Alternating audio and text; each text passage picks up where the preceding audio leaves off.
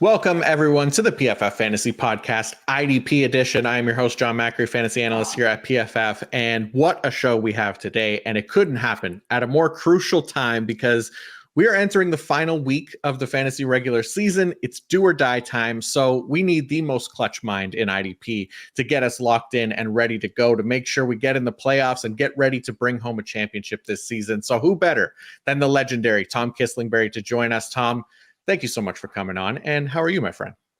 I'm feeling much better after you just bigged me up. So thanks, buddy. That was nice. That's not what my children say about me at all. So you give me the best moment of my day. Yeah, I'm feeling great. It's always good to come and talk football with you. So I'm really looking forward to it. We're going to have a good time.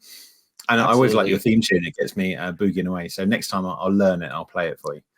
That would be cool. I would really appreciate that. Yeah, but thank you. Yeah, I'm excited to have you on here, and yeah, been looking forward to it all year, really, because I knew I was going to try to get you on here at some point, and wanted to keep it closer to the fantasy playoffs to get people the best information to get into those playoffs, win some championships. So very thankful that you were able to make the time in your day to come on and talk some IDP with me. So yeah, this will be good. We're gonna go game by game as usual, and I'll also always have the timestamps for each game in the episode description so people could find the games that they're looking for. And basically, we're just going to go through, cover some of the main storylines for each team, focus on our least favorite matchups as well. We got some good matchup based visuals for the YouTube crowd as well. And if you are watching on YouTube, don't forget to like and subscribe while you're here. Yeah, I'll be happy to answer start-sit questions, interact with folks in the YouTube comments as well. I'll check in there throughout the week. And then you could find the link to my IDP rankings, the IDP fantasy report in the episode description as well. So excited to get into it. We do have just two teams on a bye this week, Arizona and Washington, but we're going to go through it here in just a second. But I do want to give a quick shout out to our presenting sponsor, Fabric by Gerber Life. As a parent, you've had to learn so many new skills to provide for your family, how to do copious amounts of laundry, meal plan for even the pickiest eater, and now how to protect your family's financial future. Fabric by Gerber Life provides an easy one-stop shop for your family's financial needs, offering high-quality term life insurance policies, plus other financial solutions in one easy online hub. Fabric was designed by parents for parents to help you get a high-quality, surprisingly affordable term life insurance policy in less than 10 minutes. Fabric has flexible policies that fit your family and your budget, with quality policies like $1 million in coverage for less than $1 a day. Get your personalized quote in just minutes and then apply when it's convenient for you. It's all online and on your schedule. You can go from start to covered in less than 10 minutes with no health exam required. Join the thousands of parents who trust Fabric to protect their family. Apply today in just minutes at meetfabric.com/fantasy. That's meetfabric.com/fantasy, MEET fabric.com/fantasy. Policies issued by Western Southern Life Assurance Company, not available in certain states. Prices subject to underwriting and health questions. All right, Tom, we're going to get into it here. And the first game of the week, Thursday night football. This one is going to be kicking off, I guess, past midnight your time, right? It's the New England Patriots, Pittsburgh Steelers. Yeah, you're going to stay up late to watch this soon-to-be instant classic here. Well, the four teams we've mentioned on the show tonight are Washington and Arizona. I would argue two of the worst three defenses in the NFL this year. So nice not be watching them. And then Pittsburgh and New England. So the 2002 football fan inside of me is like, Pittsburgh, New England, wow, that'll be great. But right. No, yep. I will not be staying up late to watch that game, I'm afraid. Yeah, not quite the same shine on these two teams that they once were. But, this has been the theme with Thursday Night Football outside of last week. So we deal with it how we can. And eventually we'll watch. We'll probably watch at least some of it. I know I'll be watching hockey for the most part, but we'll tune in here every once in a while. But anywhere you want to start with these two teams, New England or Pittsburgh. Can I just say something about the Patriots? The Patriots obviously absolutely suck. They're one of the worst teams in football. Defense is not bad. So what I'm finding a lot this year is people are lumping both sides of the ball in together. So I'm not sure people have realized how bad the Bengals defense is this year. And everyone's like, oh, Patriots totally suck. And they do totally suck. Defense is all right. It's a borderline top 10 defense. So they're not terrible. They're not as exciting as they have been. But do you remember a few years ago when 2012, maybe, the Patriots had like the worst passing defense of all time? So they've run the gamut. But you've got loads of good stuff here. What I find interesting about the Patriots defense is it's still pretty unique. you can argue Brian Flores definitely has a lot of DNA shared with them, but they play football in quite a different way. They still like that linebacker, sometimes two linebackers crashing down the A gap. They still have this sort of rotating 6 defensive backs that doesn't really look like a lot of other defensive teams. And I just think they're quite interesting schematically. So definitely up for watching them. The problem you've got with them, of course, is they're still hard to predict. And we all say things like, the cliches of Belichick. Do you remember when people used to say about Belichick, oh, he's really good at taking away the things that is the point of defense.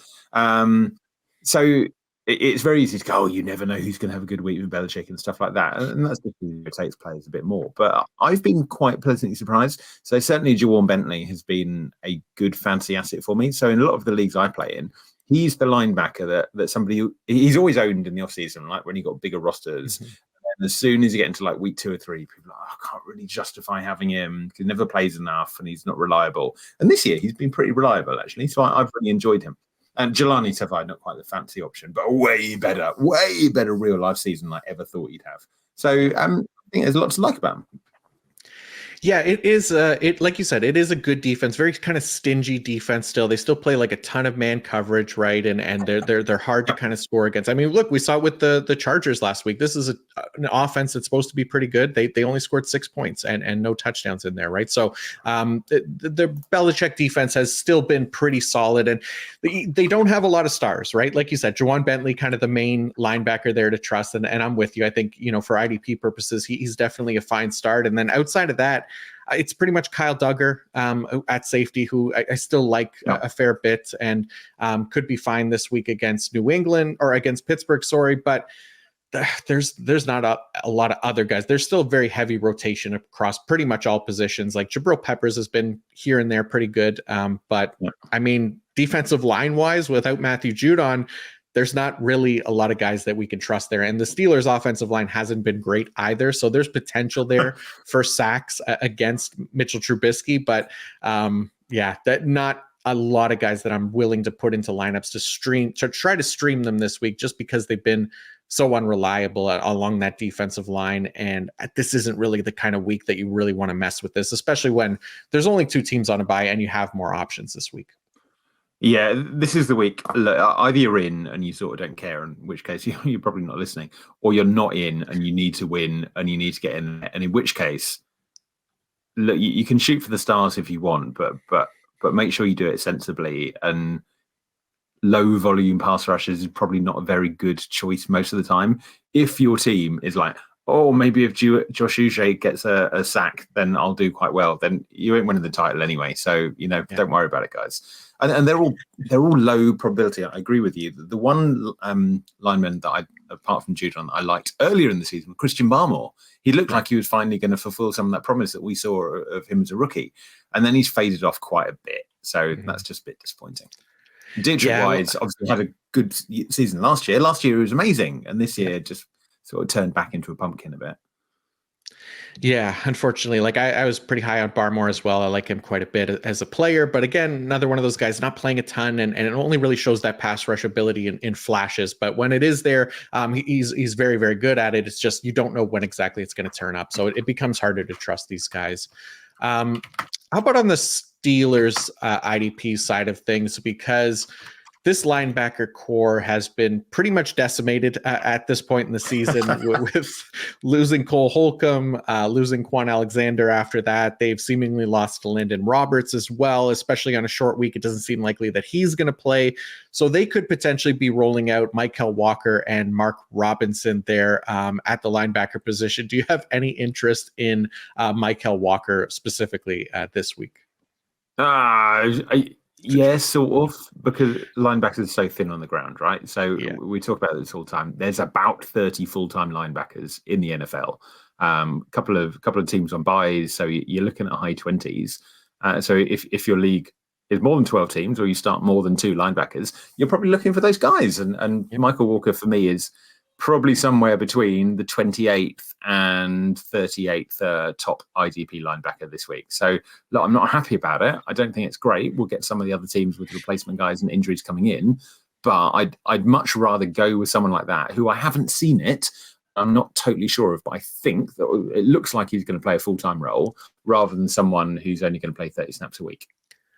Yeah, I'm with you. I have him in that exact range as well. I have him as LB31 this week, and yeah, he played a full-time role when what's his face, Landon Roberts left last game, right? Yeah. So that was kind of an indication there that he's probably going to be. They don't have any other options, right? So they're going to roll him out there pretty much for every snap, and yeah, if they had Miles Killebrew, that's not going to happen, is it? I mean, no. he's not a full-time player. Obviously. No, he's not. And the same thing with Mark Robinson, right? And I'm sure like if they had their choice and they had all their guys healthy, we've seen them deploy a rotation there at linebacker and not really have a full-time guy when everybody's healthy. But sometimes the options at personnel leave you no choice. So Micah Walker probably going to be the lone every down guy there. Outside of that, I mean, we're starting Minkah Fitzpatrick. We still like him. He's been excellent. And how about on the defensive line? Because we kind of talked about last week, Alex Highsmith, who had that like 14 and a half sack season last year. And we expected some regression there, and it's definitely hit him this year. But he's also in the midst of kind of a career year as far as pass rush metrics. So 83.2 pass rush grade is 11th among all edge defenders. Also 16.7% win rate, 13.6% pressure rate. These are all career highs for him. And we've been kind of preaching patience with him a little bit as far as the sacks go this year. And he had a sack and a half last game. It's a decent matchup against the Patriots this week, who again, another offensive line that isn't great. And we're going to be starting Bailey Zappi at quarterback, it sounds like. So there's definitely potential for more sacks there for Alex Highsmith to kind of deliver here and make up for those lost sacks earlier in the year. So I have him as edge 8 this week. I like Alex Highsmith quite a bit. 8. Wow, that's higher than I thought you were going to say. So I like Highsmith as well, but not that much. What I think is interesting about Highsmith is we've seen him be a bit of an outlier 2 years in a row, but in different ways. So last year, didn't have that much pressure, but he had really high conversion rate, so a load of sacks. This year, he's got loads of pressure and a really low conversion rate, so not many sacks. So look, that's going to happen. And when you're looking at just that sort of sample size, it's not that unusual at all. But it's a good reminder that when we look at pass rushers in particular, we shouldn't be going finishing as a skill. It's not a skill. It's just random. It's all over the place. Depends on what the quarterback does. I'm with you.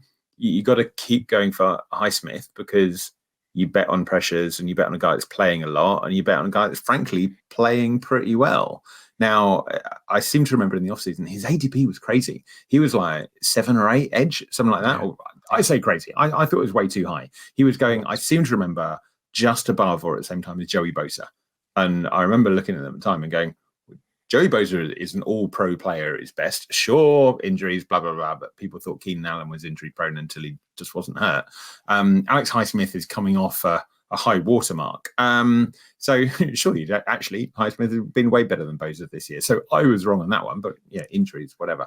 I think Highsmith is okay. I'm certainly in final week of the regular season. I would have a problem if I was going, who should I start at edge this week? You know, who's the number one guy on my list? Alex Highsmith. He's the guy I'm going to. That would make me feel uncomfortable. Sure. But is it a top 24 edge that I have faith in? Yeah, totally. I like it. Yeah, I'm gonna go totally off mark here because I was remembered. You talked about the linebackers being decimated. History nerd. Do you know where the word comes from? Decimated? Yeah, I do not. I have no idea. Oh, I thought you'd know this, John. You're a clever bloke.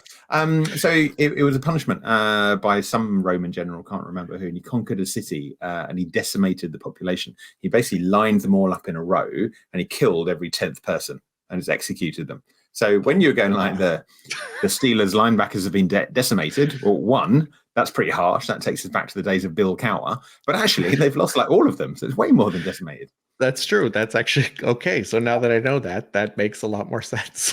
Pedantic nerd alert. I appreciate that. I really do. All right, let's go to the next game on the list here. It is the Houston Texans at the New York Jets. And I kind of want to start with the Houston Texans linebackers. So another group that's been really kind of weird to sort out this year, but we talked about it a little bit last week as well. Denzel Perriman, we knew, was coming off a suspension and that he was going to factor in there and likely cut into Christian Harris's snaps more so than Blake Cashman. This week, we'll see. I don't have as much faith in Blake Cashman holding an every down role this week as I do last week, but I think there's at least a chance here that Denzel Perriman kind of works in a little bit more. They seem to want to kind of favor him when he's healthy and when he's in the lineup. So as good as Blake Cashman has been, I think he's like our third highest graded linebacker this year, which is pretty impressive. It's crazy. With his little arms.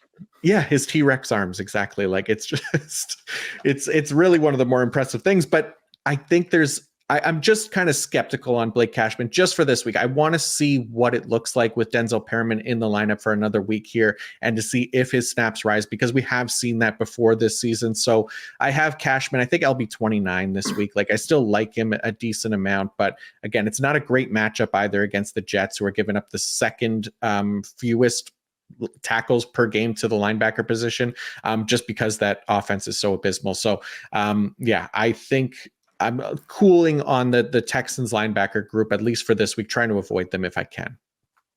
Yeah, it makes sense. Whilst you're talking, I was going to say Michael Walker or Blake Cashman, because it seemed to me pretty easily Blake Cashman over Michael Walker, and we've just sort of had him as a bottom end LB3. So yeah, just about scraping top 30 feels okay. The Texans are slightly opposite to the Patriots for me. So everyone's like, oh, the Patriots terrible, the defense must be terrible. And the Texans are obviously a brilliant story. It's great to see them doing so well this year.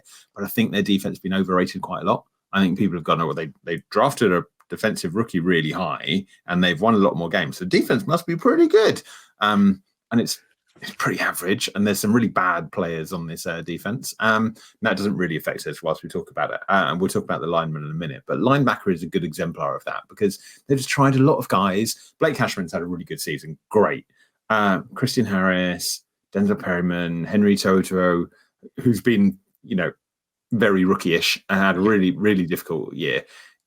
You're not that comfortable with any of that, really. It's all a bit like, oh, sure, the third guy, okay, maybe, but I just don't like any of it. Yeah, there's definitely room to upgrade there. And I mean, it's a better defense than it was last year, right? I think that's kind of the thing that, the bar was set so low for them that, any kind of improvement is going to be,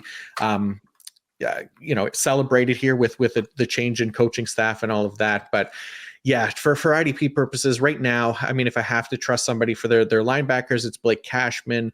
But again, this matchup across the board isn't great as far as tackle opportunities go, just because of that Jets offense. Now we're getting Zach Wilson again back at quarterback for the Jets. So it should be a little bit better than the Tim Boyle experiment last week, but I don't have a ton of faith in it either. But I do like it for at least their pass rushers, guys like Will Anderson, who has 4 sacks in his last 5 games now, and he's been playing pretty well. So the Jets, the 4th worst pass blocking unit in the league. And Zach Wilson definitely has a tendency to take sacks. So I don't mind Will Anderson in that kind of edge 2 range for me this week going against the Jets.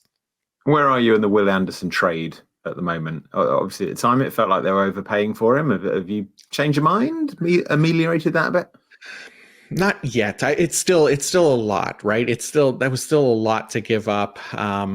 It's hard, right? Because you might not see the real returns on like a Will Anderson until like year 3 or 4, really, to kind of give him, a proper judgment on how he fits into the NFL. So I like Will Anderson as a player, but it was definitely a pretty hefty price to pay. But I mean, you got to do something. They had to get pass rush from somewhere. So I don't mind the move to try to get your guy kind of thing and get the best pass rusher in the draft. Although Jalen Carter could have been argued that as well. So I don't hate it, but I still don't know that the price was justified, basically.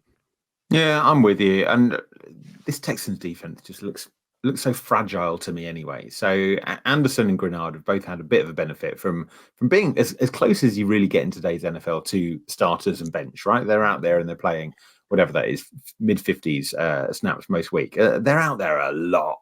And if either of them gets hurt, you sort of go, look, I love Jerry Hughes. I've loved his career. I'm not sure you want to give him 50-plus snaps every week at the moment. And after that, Kerry Hyder, Dylan Horton, Derek Barnett. I mean, it looks really thin. Yeah, it's Anyway, we're not here to talk about that. no, it's a rough group for sure.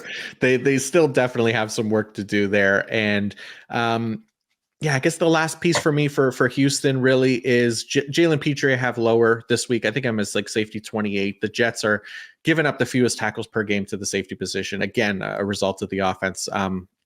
There, but Jalen Petrie, I mean, I'm sure you'll agree with this one, was completely overdrafted this offseason in that, people were expecting him to be this tackle monster again, 150 tackles almost last year. We talked about, that he was due for regression, and it's definitely hit in a big way here.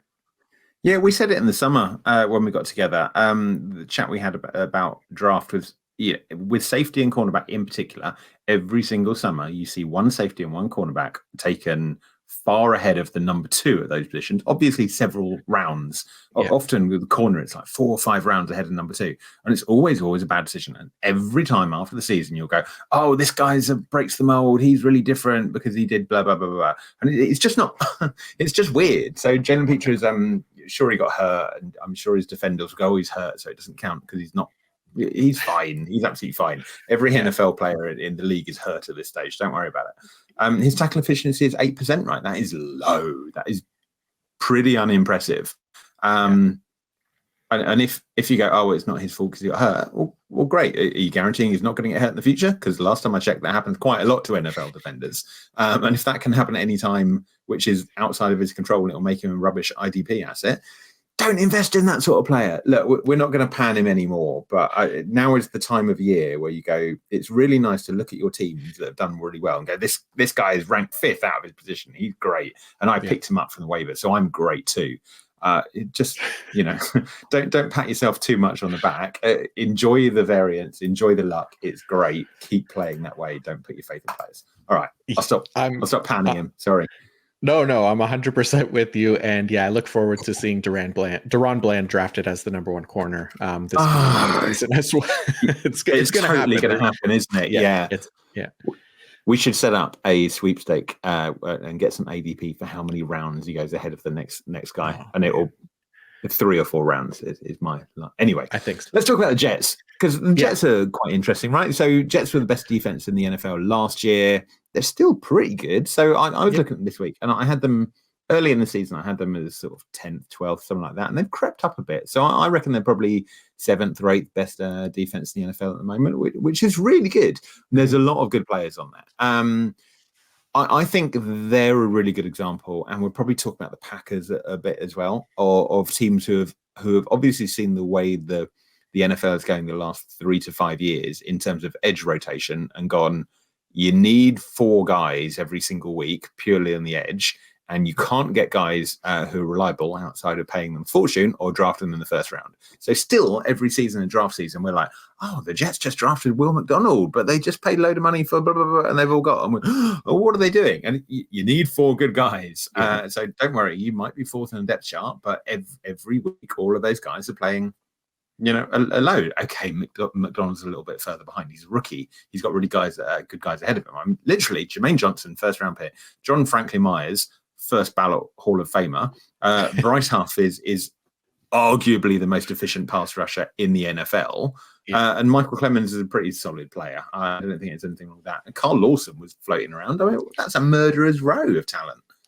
Yeah, they're so deep there that Carl Lawson has been a healthy scratch a few times this year. He's hardly playing, and they've invested in the position, and it's absolutely working. Like you said, one of the better defenses in the NFL here, and then in their secondary as well, they've been really strong. Obviously, Sauce Gardner and DJ Reed have been excellent, but guys like Jordan Whitehead, he's been a solid IDP this season as well. Jordan Whitehead, but I mean, I don't think there's like a ton of question marks for this Jets defense as far as IDPs go. Like, we're starting CJ Mosley, Quincy Williams, Quinnen Williams as well. I know he still hasn't got those, high end sack numbers, but he's still, again, playing at a high level and still delivering in a number of different ways and filling the box score. So he's still like one of the top scoring defensive tackles in IDP without the sack. So you got to love Quinnen Williams still, but I mean, I don't know. There's not a ton to figure out here for the Jets. Anything else for you for this team, or should we move on?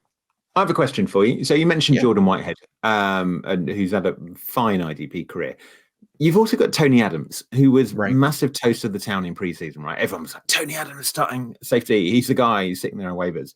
Obviously, really impressive given he was captaining Arsenal and playing for England back in the mid-90s. So well done, Tony Adams. That's a joke for the UK people there. But I'm sort of going. I would probably rather start Tony Adams than Jordan Whitehead at the moment. Now he's not as high up the numbers because he's missed a couple of games, and Jordan Whitehead's been perfectly healthy, so it's hard to see him. And honestly, you know my approach to safety anyway. There's like 5 or 6 safeties I like, and then the next tier is literally 40 guys. So Right. sure, we can rank them at 27 or 52 or 17.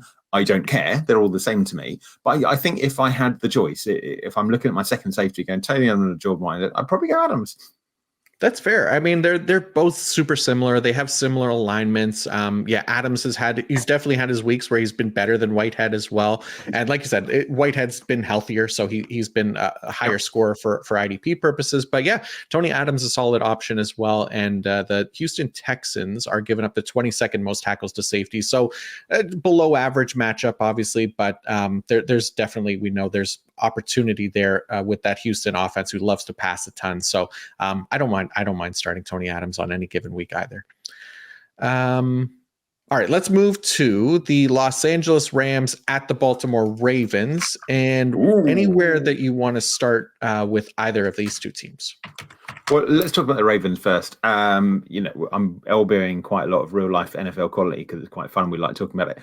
I think the Ravens, there's been 4 or 5 really good defenses this year, and at times it's looked like the Browns might have been the best defense, and the 49ers, a couple of others, Cowboys are in there.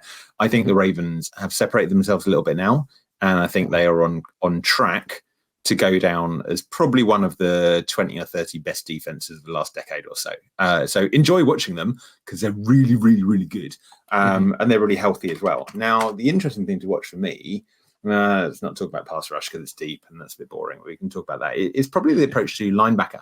So they've changed their system quite a lot over the last 2 or 3 years for different reasons. And now Patrick Queen is a really difficult IDP for me this year. So I'm starting him. I've had him sitting there for a couple of bases and gone through a very roller coaster career with him. And now you're going, okay, your tackle efficiency is pretty low. Sometimes you come off the field for an extra 5 snaps or something. Not much in recent weeks, to be honest, but yeah, it's happened a few times. Do you really believe he can keep the sacks up? Because they're not reliable at all, but he just keeps putting up big weeks. So I think Queen has been a fantastic IDP asset this year. He's been really solid. And yeah, like you said, I really like this defense this year. Mike McDonald's coming in there and doing a nice job and just being able to create pressure without a lot of like stars on the defensive line either. Like even Jadeveon Clowney potentially could have his first double-digit sack season. I think he's got 7.5 on the year. So he's super close to getting there. He's playing enough to potentially do it. And like you said, even Justin Madubuike on the defensive interior, obviously sends 10 total sacks on the year, leading all defensive interior players. But, you know, he's had 10 in a row. Yeah, 10 sack games in a row. So I wrote about this last week. Sorry to interrupt you. Okay, no, go for it. Yeah. I wrote about this last week and I looked up Micah Parsons and I think he was on 3 this year. And in his whole career, he said he's never had more than 6 games with a sack in a row. And that was his rookie year when he was tearing up. And I went through a few of the big names and like 10 games with a sack in a row. Unheard of consistency. Now, is he the best interior pass rusher in the league? No, he's not. But if you flip a coin that comes up 10 times in a row, you've got to start thinking, is it a weighted coin? Yeah, that's it's been a pretty impressive streak. And I mean, he's no doubt like kind of an overachiever at the position. Like he's been solid. He's not a bad player at all, like you said. But you know, I think 27th in pass rush grade for his position, 17th in pressure rate, or 17th in win rate, 8th in pressure rate. So really solid. It's just, you know, 10 sacks on the season is that again, we talk about guys that are going to regress next season. Justin Madubuike playing in a contract year as well, may go to a different team. I think there's definitely potential there that we see those numbers come down next season, at least, if not in the latter stages of this season. But I still like him. I think I'm his DT 13 this week. I'm still starting him. He's got the volume. The pass rush metrics, like I said, are solid. But it's just this defense as a whole they've been really good this season, like you said. Even Odafe Owe having a nice year. yeah, this matchup, like the Rams offensive line has been better lately, I will say. So it's not like a great matchup, but Matthew Stafford also has done a nice job avoiding sacks. So that's the one part of me that is hesitant to embrace this group this week. But I mean, outside of that, Kyle Hamilton, the Ravens playing more 3 safety looks as well. They got Geno Stone out there playing almost a full-time role. So Kyle Hamilton's basically been their primary nickel and getting a decent chunk in the box with almost no snaps deep recently. So that's been really nice to see for IDP purposes, right? So yeah, starting Kyle Hamilton, starting Roquan, starting Patrick Queen, starting Madubuike. It's a nice matchup for cornerbacks. The Rams giving up the 3rd most tackles per game to the cornerback position. Guys like Brandon Stevens become interesting. Marlon Humphrey is questionable still with that injury, so I don't know if he's going to play or not. But yeah, anybody else on Baltimore for you? I want to touch on Clowney more because I was thinking about him last week. So I think Clowney's got a good chance of going to the Pro Bowl this year.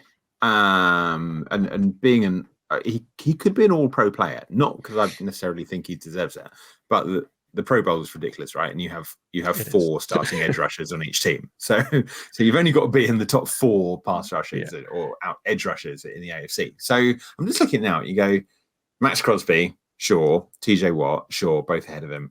Josh Allen, Khalil Mack, Jadeveon Clowney. They're not too far away from me this year, which is amazing for Clowney, given where he's been in his career.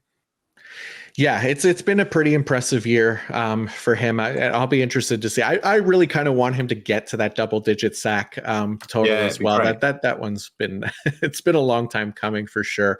But yeah, he's been absolutely solid this year. 4 sacks in his last 3 games as well. So potentially riding the hot hand there with Jadeveon Clowney this week against the Rams too. Yeah, I'm with you though. They're relatively obvious starts not on the Ravens, and everything else is just how great a defense they are. Yeah. Should we talk about the Rams? Because the Rams, I think, are mostly quite obvious as well. Let's talk about that defensive line, right? So Aaron Donald, you package up and take him off, and earlier in the season, it certainly looked again like Aaron Donald had lost a little bit of a step and a little bit of shine. I would say his consistency is one of the things that make him a first ballot Hall of Famer. And the last 5 or 6 weeks, he's just been consistently excellent at level above everybody else. So he's clearly still the best interior pass rusher in the NFL. For me, Dexter Lawrence is a different thing, but who do you want to block? I'll still take Dexter Lawrence over Aaron Donald. Anyway, we're splitting hairs. But after that, the whole of the Rams line, right? We talked just now with the Jets about the need to keep investing high draft picks because that's the only way you get elite linemen. Obviously, the Rams, blah, blah, blah, cliche, don't have high draft picks, let alone invest them in linemen. And you look at the players they're rolling out, right? Kobe Turner, Jonah Williams. Hey there, people, I'm Bobby Brown. They say I'm the best defensive lineman in town. Frank Zappa gags, they're all coming out tonight. And then you got Byron Young and Michael Hurks, right, on the outside. And I mean, let's take it to the Jets. If you put those 2 on the Jets, are they cracking the top 4 or 5 in any given week? Probably not. No. I don't think they are. No, I don't think so either. And it makes it hard for Aaron Donald too, right? Like as good as he is, and he is still, playing at a very high end level. It's easy for offenses to kind of just scheme around one guy. And I say easy, I just mean like that there's an obvious choice there for them to choose who they're going to send that extra pass blocking help towards. He's playing in the middle of the offensive line as well, so that they can put 2 guys on him fairly easily. So we still see him perform, pretty dominantly at times, but it's harder for him to kind of get through and finish and create that consistency for production. But yeah, still love Aaron Donald. I'm still starting him every week for IDP purposes, just because he's so good. And it's a rarity on the interior of the defensive line to have a player of that caliber. So you just keep rolling him out there. And when he is dominant, there's nobody better. So, I mean, like you said, Byron Young, startable as well. Byron Young. I honestly hadn't realized how many points he'd come up with. And seemingly without having any good weeks. Right. When was the last time you looked through your league and went, oh, that guy started Byron Young? That was good. That was a load of points. I haven't done that all season. Now, sure, most of it is volume, but volume is fairly reliable. Once you get to Yeah. week 13, you've got a pretty good idea who's going to be playing it. They play almost every snap on a high volume team. So somehow he's sort of a borderline top 12 edge. And I don't really know how he's done that. He really has been, and he's been playing like 90% of the snaps, which is pretty absurd for a defensive lineman, right? So that has definitely helped him. And he's not an elite pass rusher, but again, potentially maybe the Aaron Donald effect, where he's getting more one-on-one matchups that helps him a little bit, where he's able to kind of maybe clean up some of those pressures and get some sacks. But it's not like he's getting a ton, and the volume for tackles has been one of the big things for him, for the most part, right? 100%.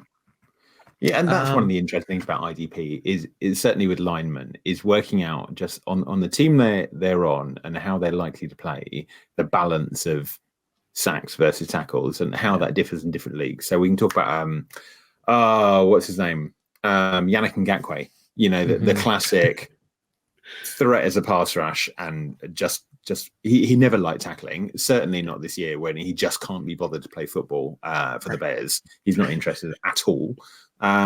Versus somebody like Byron Young or even Max Crosby in that year where he didn't have any sacks. And I think we tend to lump those up together. We should probably be better at looking at our scoring systems and going, is this a high tackle league or not? And therefore, should I be going after a slightly different style of player? Yeah, absolutely. And the same thing, like Trey Hendrickson is another one of those guys, right? Really good pass rusher, gets a lot of sacks, but not somebody that racks up tackles. And then like the opposite of him is on his other edge, Sam Hubbard over there. So it's always a fun one to kind of try to sort out, for sure. I love that. Was it like two years ago, maybe 3 years ago, when the Bengals first signed Trey Hendrickson? And I was continually watching their games going, if you're an offensive coordinator and you know that one edge is really good at setting the edge, but not very good pass rush, and the other is purely a speed rusher, surely you can game plan that really easily. I mean, it shouldn't be that hard to take advantage of that. Yeah. It's they're like polar opposites over there, which is pretty funny to see. But Hendrickson's been happening. Well, we'll talk. Yeah, we'll get over there eventually. But other than that, I mean, this is the Ravens are a nice matchup for linebackers. They're a nice matchup for safeties. They're top 5 in both of those, giving up tackles per game. So it's another nice matchup for Ernest Jones. I have him as a high ranked linebacker this week, LB2, and then safeties. John Johnson III. Potentially IDP relevant again. He's been playing a little bit more lately. The past 2 weeks, he's been playing an every down role. So startable in deeper leagues. Jordan Fuller as well. Both of those guys in that kind of safety 2, safety 3 range, just because of the matchup here against the Ravens. Yeah, I buy that. You're not feeling good about them. Ernest Jones is an interesting one. So Ernest Jones for years is one of those guys who, we understand the Rams have only played one full-time linebacker since probably 2020. So 4th season in a row, and it's pretty reliable. They drafted Ernest Jones, and there was a lot of people like, I love Ernest Jones. He's so good, it doesn't matter, because he's good, and that translates in tackles somehow. And now he is a full-time linebacker, and he's an average tackle getter. So I think he's a good exemplar that goes that reminds us what not to look for, or certain things that we intuitively think are good. I went to this good session this morning, and it was all about how humans can't make rational decisions. Even when we think we're making rational decisions, we make emotional decisions, and then we sort of justify ourselves later. And I find that's more so in fantasy football, and it shouldn't be, right? Because it's mathematical and it's all based on numbers. It's fundamentally based on numbers, and blah blah blah. You don't win an NFL game with a spreadsheet, but we're sort of playing an adding up game here, guys. But it's really interesting how we make emotional decisions, like I like this guy coming out of the draft, and then you just find these rational reasons to try and justify that. And we should watch out for that, because that's our brain fooling ourselves into making leaps of faith.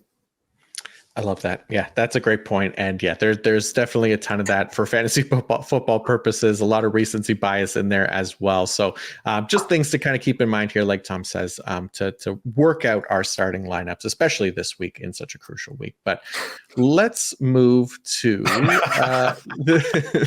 the Indianapolis Colts at the Cincinnati Bengals. And we'll start. Let's start somewhere different here. Let's start with the Cincinnati cornerbacks, because one of the top IDP cornerbacks this season has been Cam Taylor-Britt of the Bengals, and he was recently placed on injured reserve. So that keeps him basically from being a startable IDP option for the rest of the year, obviously. But Mike Hilton has also been really solid for fantasy purposes this year, despite not playing an every down role. He is their primary nickel corner, so he gets that slot role, which that alignment helps him kind of stay involved in the play a little bit more, get those tackles. He's the more widely rostered corner for Bengals cornerbacks here. There is other options. It's a decent matchup this week going against the Colts. Rookie DJ Turner, Chidobe Awuzie as well. Both of those guys playing full-time roles on the outside. Potentially fine streaming options in the right matchups. And going against the Colts this week, they've yielded 13.3 tackles per game to the cornerback position this season.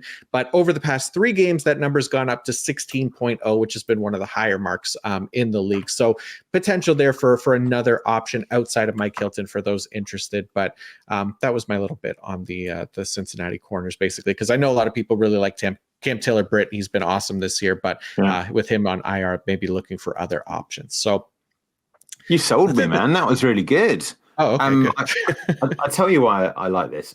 Mike Hilton's obviously brilliant. A really good player. I really like Mike Hilton. This has got a good potential in my mind to be a shootout. I look at this team and go that both teams are quite desperate. Both teams have really bad defenses, definitely bottom half, and they are also subject to giving up big plays. These are not bad defenses. Like, you're sort of a bit porous on the line, can't really do anything. They are dodgy on the back end.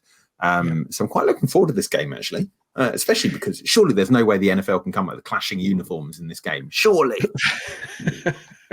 I would really hope not. But yeah, this has been it'll be an interesting one, especially after seeing Jake Browning kind of perform really well on Monday Night Football. He was really solid. So we'll see if he can actually keep that going or not, or if that was just kind of a one-time thing. But other things on the Bengals here, Logan Wilson, Jermaine Pratt, both solid options at linebacker, Dax Hill at safety as well. The interesting thing, I don't know why the Bengals are doing this, but they've basically benched Nick Scott, right? Which that part I understand. He's been really bad and given Jordan Battle an opportunity here. But for whatever reason, Jordan Battle not playing 100% of snaps. There's always like at least like 10 to 15 snaps per game that he's not playing, and that they're still putting Nick Scott out there, which I don't know. For me, if you're going to bench a guy, just full on bench him, give the other guy a chance here, keep him in the flow of the game. I don't really get why they're still playing Nick Scott, but that's the only thing that keeps Jordan Battle from rising too high up the rankings for me, basically, is that, 85% of snaps or whatever it is just there's too many safeties that are playing 100% of snaps, basically. And obviously we talk about it all the time, but volume is key here. So still kind of waiting for that true full-time role for Jordan Battle. So you've intrigued me now, because I hadn't really noticed that. So just look at Nick Scott.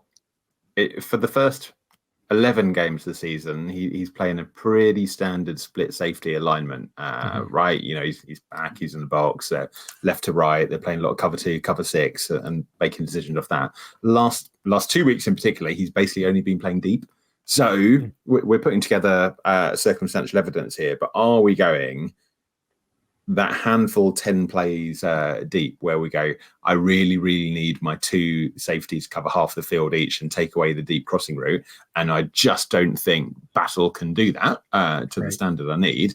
It sort of looks like those. Now, I'm circumstantial evidence. We need to look at some data and probably need to watch those plays in particular. But that's really interesting.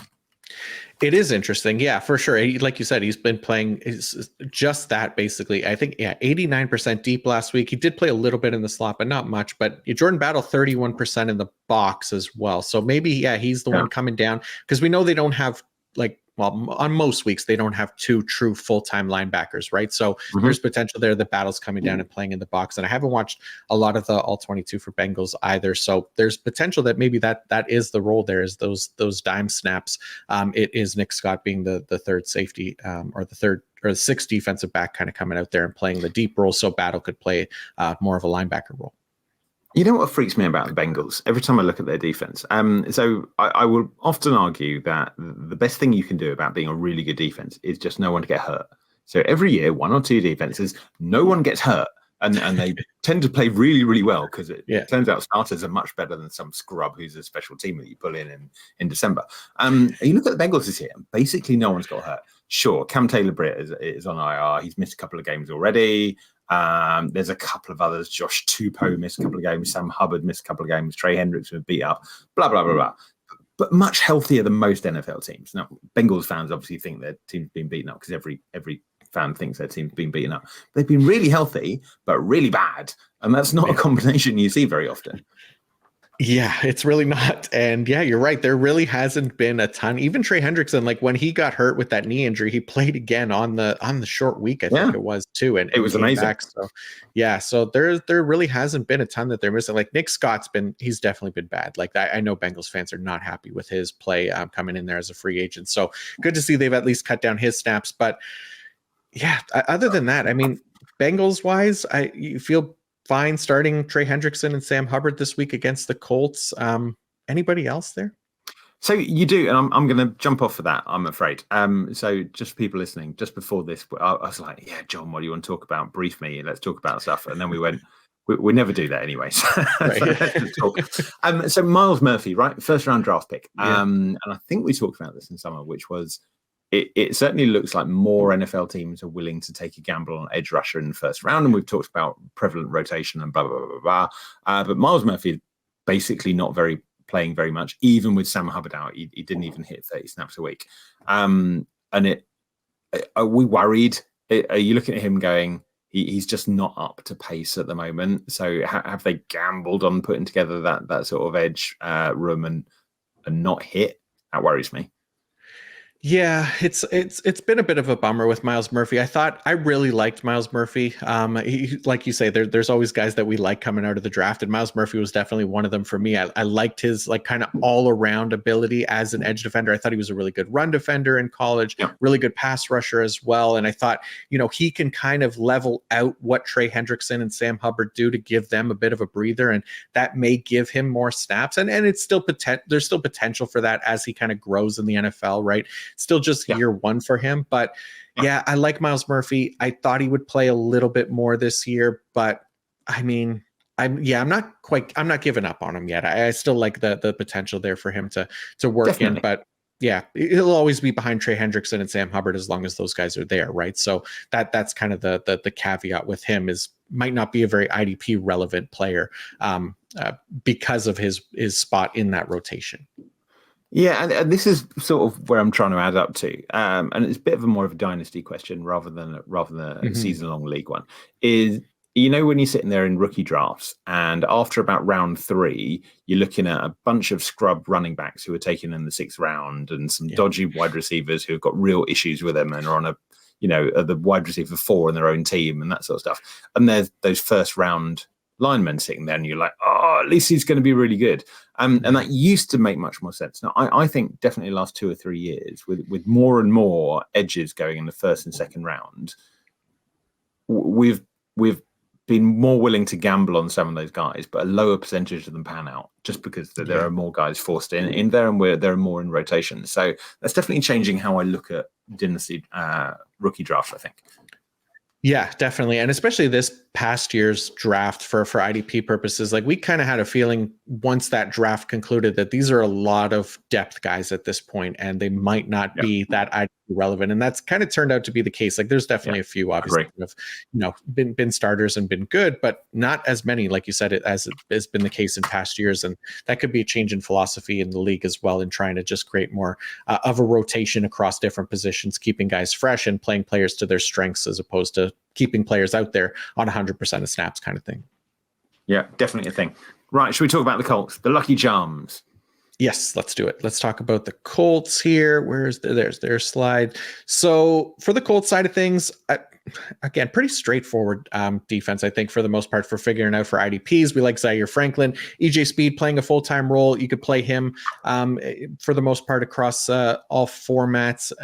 Julian Blackmon has been excellent at playing that box heavy role that we like from Gus Bradley's defense. Kenny Moore also been very solid at cornerback. So really the question marks for me come in at their along their defensive line and outside of DeForest Buckner, who is a starter in DT required leagues. But guys like Samson Ebukam, Kwity Paye, they both had 2 sacks each last week against a very bad Tennessee offensive line. That was kind of the thing there with them, is they're both of their offensive tackles there in Tennessee are among the worst in the league. So they were able to take advantage of that. This week, Bengals, not like their offensive line is amazing by any means, but they're definitely not as bad as the Andre Dillard and what's his face, Dylan Radins on Tennessee. So have them a little bit lower this week, and the Bengals surprisingly giving up the fewest tackles per game to the defensive line position as well. So it kind of hurts their floor potentially as well. Yeah, I mean, you named a couple of names that are really interesting. So DeForest Buckner really struggled in the first 6, 7, 8 weeks of this year. He wasn't at his normal pace at all, and he's got really good recently. So I'm not sure everyone's figured that out. So I like him.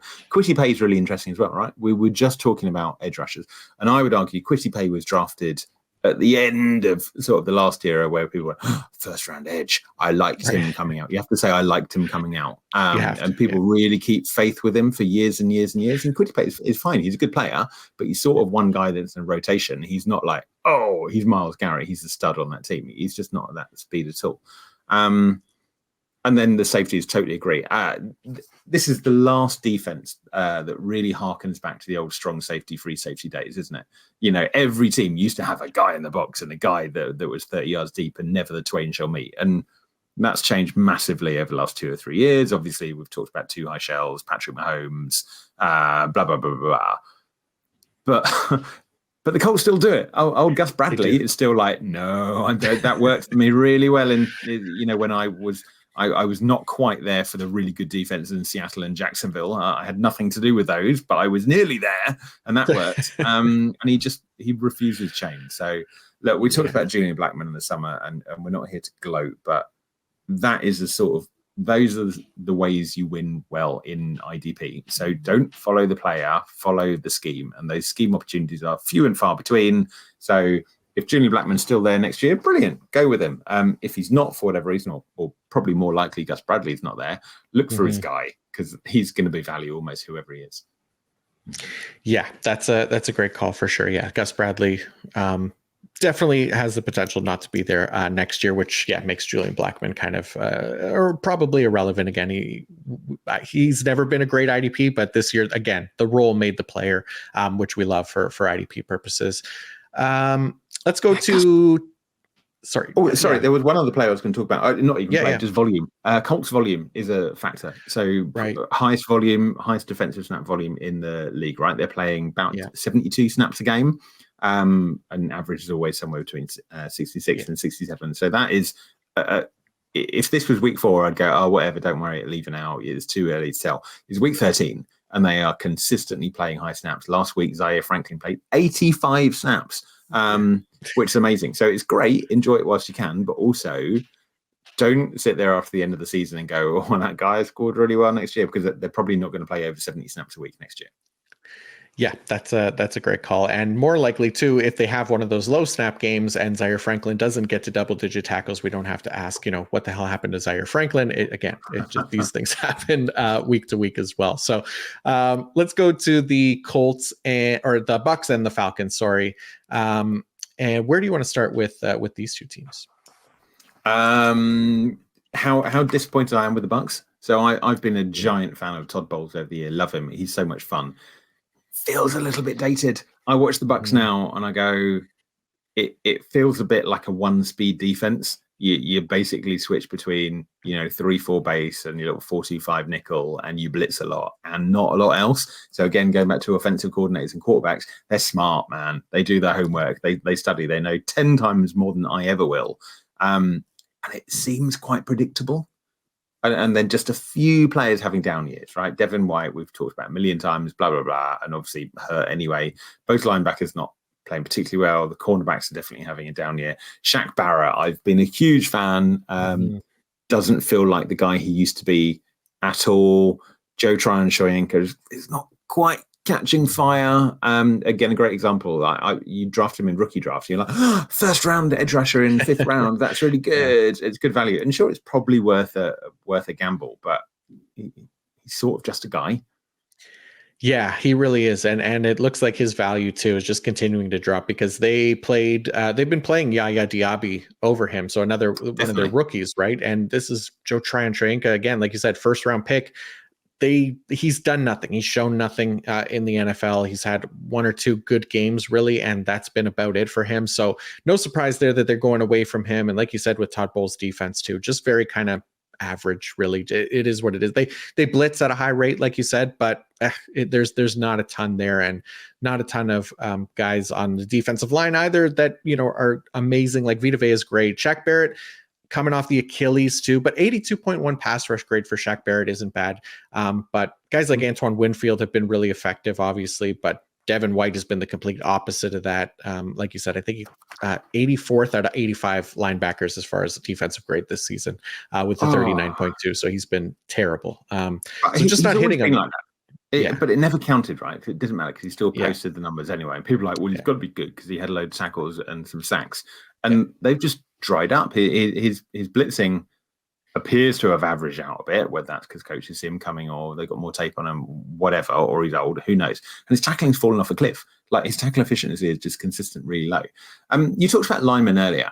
I have two questions. Number one, really quick answer for you. You've got Joe Tryon-Shoyinka on your team and Yaya Diaby is sitting there as a free agent.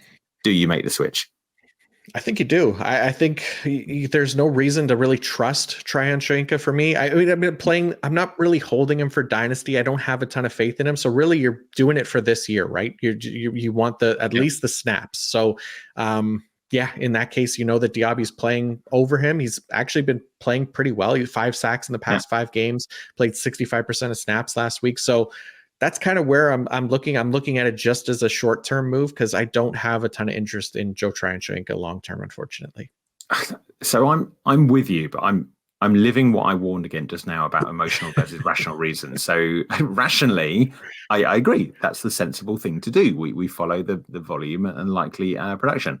But emotionally, I'm like, yeah, Joe Tryon was first round pick, and I've had him looking around a couple of years. So I can see it in my brain and got to force myself to. All right, second question. We sort of said no elite linemen apart from Vita Vea. Kalijah Cansey is starting to play pretty well. And I don't think he's getting a lot of hype because nobody really cares about the Bucs anymore. I quite like Cansey. I think he's playing well, and I quite like watching him. He's a fun player. Yeah, I should have mentioned him in the defensive lineman group there. I have him as DT 20 this week. So I like him for IDP as well, and was a really good pass rusher coming out. Got a lot of the Aaron Donald comps, obviously going to Pitt and being an undersized defensive interior player and stuff like that. Obviously not Aaron Donald level, but there's a reason he was getting those comps is because that he is a very good pass rusher from the interior. So there's definitely been potential there, and he's at least flashed some of that potential this season. How about on the Atlanta side of things? Because Atlanta is also dealing with injuries at the linebacker position. Nate Landman potentially hurt here, didn't play most of the fourth quarter last week. And Andre Smith had to come in.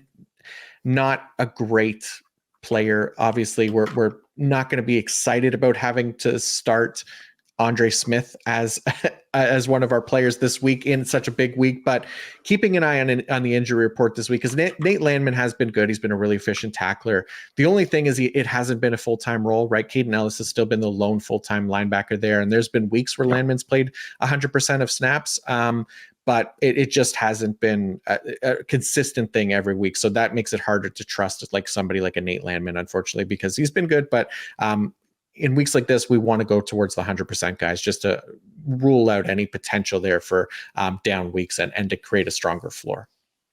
Yeah, I'm totally with you. There's also a name factor here. So Andre Smith, I'm going to put in the same boat as Mark Anderson earlier. And for whatever reason, probably more true for America, for UK fans. We don't trust guys with boring names, and we like guys with cooler names, right? So part of your brain is going, Caden Ellis, he sounds exotic and cool. I like him. I definitely like to go for a fun night in Atlanta with him. Some bloke called Mark Anderson or Andre Smith or Jason Barnett or whatever the hell it is. It's just Paul Robinson. Boring. And you can never quite put your faith in. And also coaches feel this way as well. And that's why they don't play as well. Yeah. No, I'm definitely with you. It is kind of a fun experiment to kind of keep an eye on. But yeah, If other Mike than that, Hughes was, no, sorry, go if ahead. Mike Hughes changed his first name to Michael Amazing, he would have had a way better career. It wouldn't have been such a bust. I suspect you're probably right there. But yeah, other than that, for the Falcons, I mean, Jesse Bates has been great. Richie Grant, it's been a little bit harder to trust him recently. Again, playing time hasn't been there. He's been cut down to like that 75 to Mm. 78% of snaps. DeMarco Hellam's getting a little bit more work at safety as well. So there seem to be kind of swapping guys a little bit there and playing both of them at the same time. Corners, Carlton Davis, Jamel Dean, the top guys there, and the defensive line, again, still not a great defensive line. Bud Dupree coming off his best game David of the year. Onyemata. David Onyemata has been great. Yeah, he's I been love the David one that Onyemata. I like. And yeah, having a really strong season might be close to a career year for him as well. Last time I checked, it was. But Some great years in the Saints as well. He's had a yeah, really solid career. he's been awesome. Yeah. And, but yeah, it's going to be harder to trust somebody like a Bud Dupree. I know he had the 2-sack game last week, but that was his best game of the year, 72.2 pass rush grade, which tells you, that is a good number. But if that's his best game of the year, it's kind of telling you what his ceiling is here. And it was against the Jets and a third and fourth string quarterback and a very bad offensive line. The Bucs offensive line is much better, obviously, and Baker Mayfield has done a decent job avoiding sacks. So different levels of opponent here this week. So staying away from Bud Dupree if I can.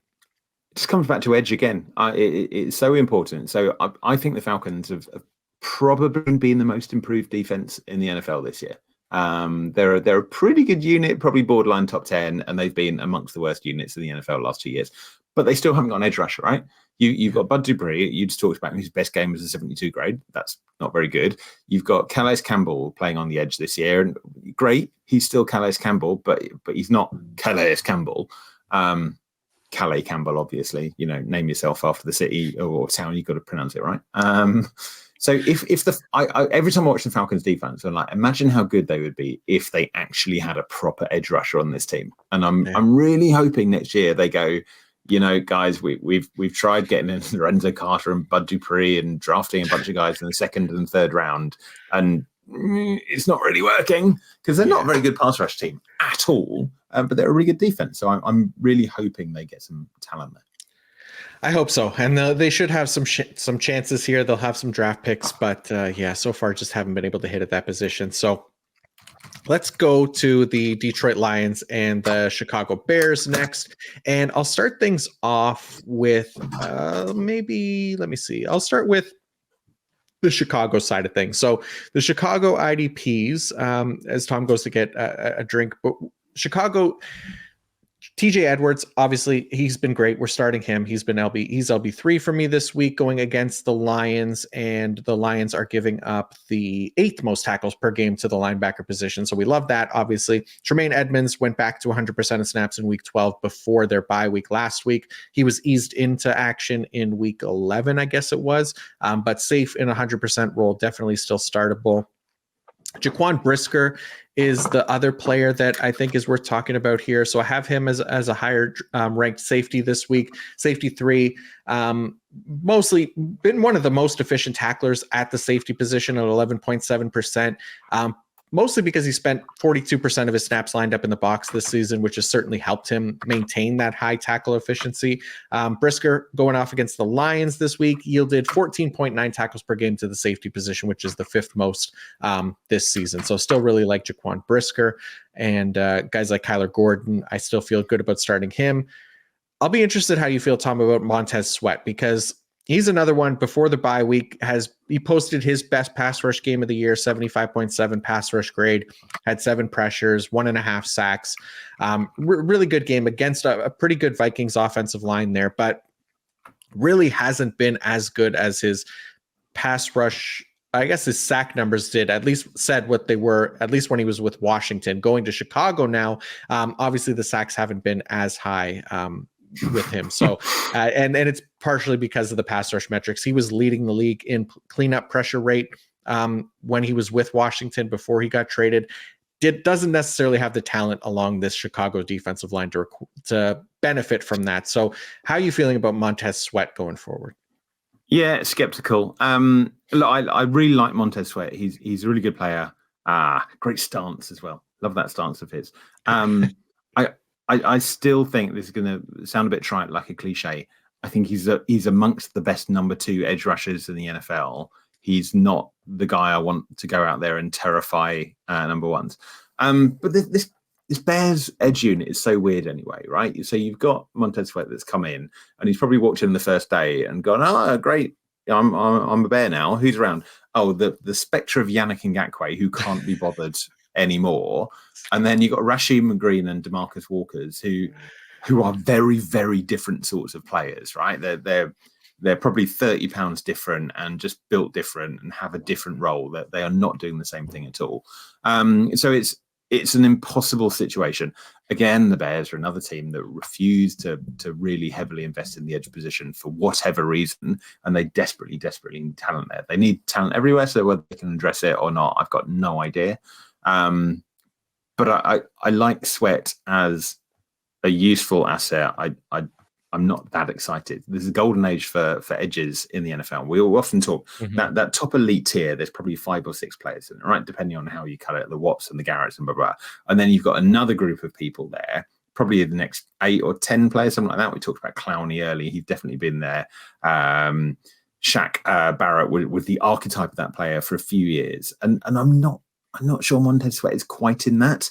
I think he might be in that third tier, which should probably 15 down to 30, something like that. So a good player, like being amongst the top 20 guys in your position in the whole league is amazing. It doesn't mean he's a bad player, but in IDP, we're mostly looking at the top 24 guys. How confident can I be this guy's in top 24? And that's difficult with edge anyway. And if you're only ranked 15 to 20 at best in the first place, you're probably not going to be top 24 most weeks. So are you a good asset or not? I struggle with that. Yeah, and he's outside of that range for me this week, especially outside that top 24. The Lions, one of the better pass blocking units in the league. Jared Goff, one of the best quarterbacks at avoiding sacks so far this year as well. So just not a great matchup for Montez Sweat, and not necessarily the best pass rush metrics to trust against a really tough opponent here. So let's go to the Lions IDPs here, and let's start with Aiden Hutchinson, because this has been kind of a curious case here, right? He's been excellent this season. He's earned top 10 marks for his position across the board as a pass rusher, including a 90.4 pass rush grade, which is 4th best among edge defenders, 17.5% pressure rate, which is 9th, a 21% win rate, which is also 4th. He's just been incredibly unlucky in the sack department, right? Just 5.5 on the year. That's tied for 35th among edge defenders.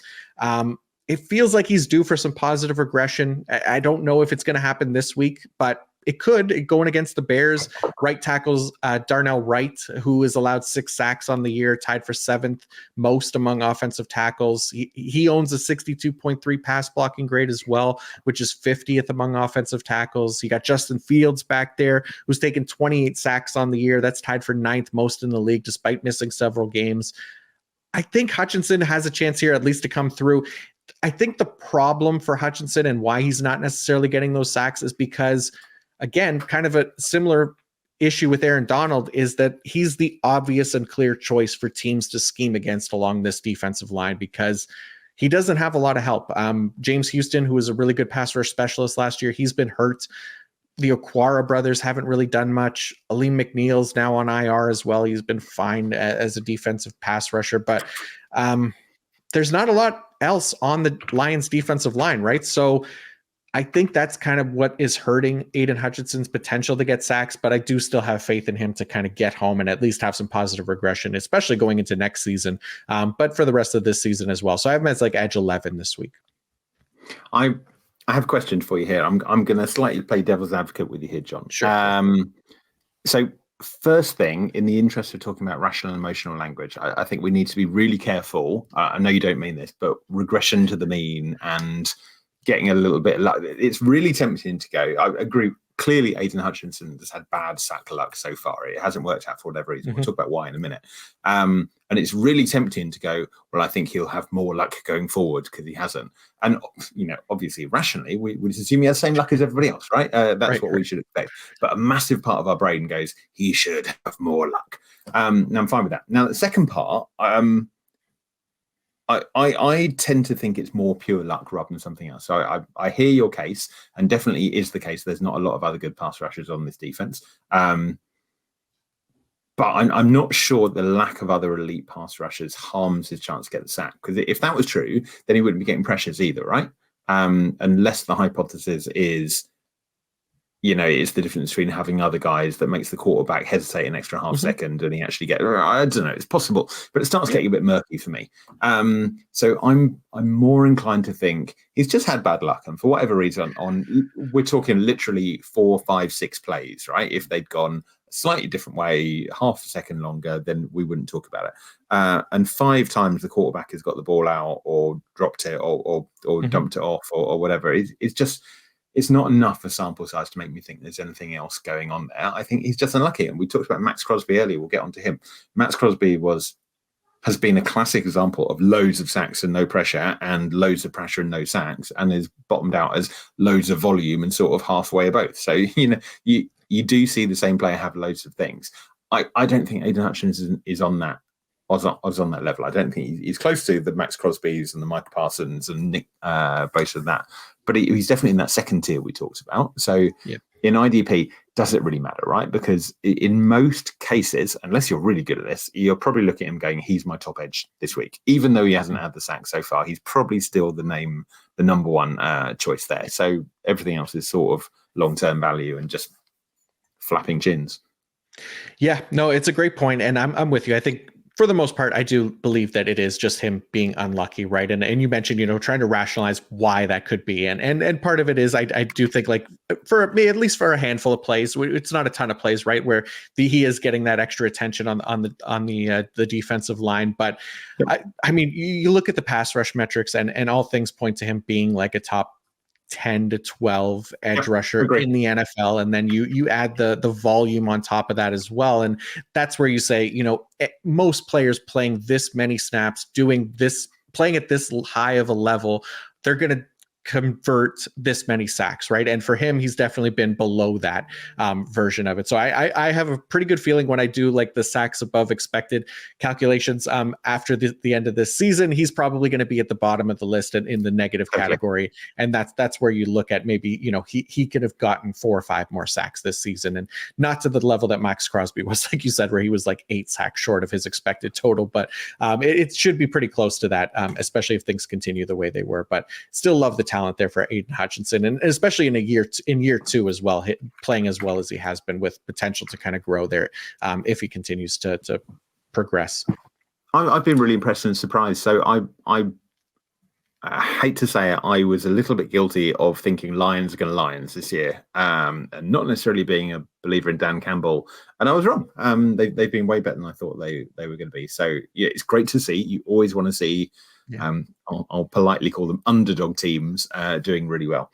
So I hope I'm wrong. I hope Aiden Hutchinson goes on to become the new Max Crosby. I like it.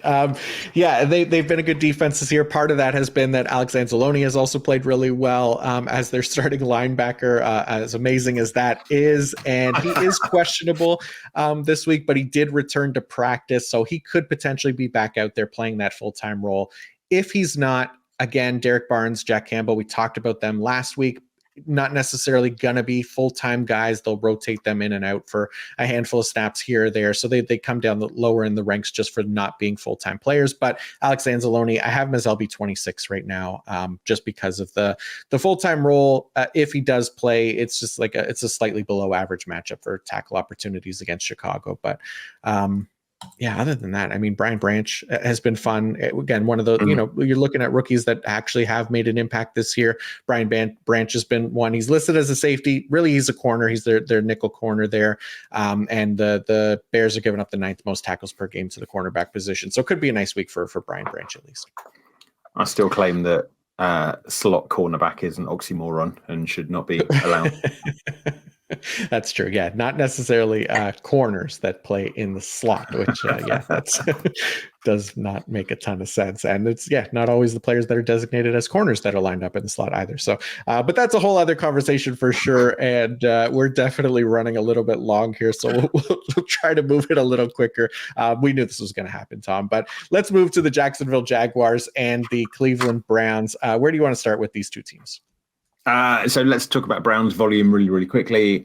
We talked about the Colts playing a lot. The Browns are going to go down as one of the lowest volume defenses in recent years. They're averaging about 58 snaps a week, which is super, super, super low. So it makes it really, really hard to trust any of them. Now, obviously, Myles Garrett is a big example. There's a couple of others that you probably like, but the linebacker is just a big hole. So my IDP advice is don't start any of them if you have any sort of choice at all. Myles Garrett, sure. Everyone else, I feel pretty unsure about. Yeah, I'm with you, especially the linebackers. And we might go off topic here again, but we talked about this in the offseason, right? You brought up a really good point when we had a podcast this offseason about how much the head coach might affect defensive scheme as well, right? So they changed defensive coordinators from Joe Woods to Jim Schwartz, and Jim Schwartz has typically been more consistent with linebacker usage, but it hasn't been something that the Browns have been consistent in the past, right? And Kevin Stefanski still installed there as the head coach, and then we've seen this linebacker rotation be just as much of a rotation as it was in previous years where Joe Woods was involved. So Kevin Stefanski could still have put his stamp on that as well. So it's just a mess, and like you said, just something to avoid there. Yeah, don't touch him. Let's not go into detail. Yeah. And then Myles Garrett is dealing with the shoulder injury. Didn't really limit his playing time this past week. Maybe it hurts his potential for production. I don't know. Still posted like a really high 23% win rate this past week and played like 89% of snaps. So for a player like Myles Garrett, you don't panic on him unless you see it for like multiple games. Like it's just one game. I know he had the 0 in the box score, but still Myles Garrett still playing at a very high level. So we start him. Other than that, there's not a lot of question marks here. So let's talk about the Jacksonville Jaguars and a nice matchup for the Jaguars. You mean Jaguars, don't you? The Jaguars. Okay, yes. Sorry. My bad.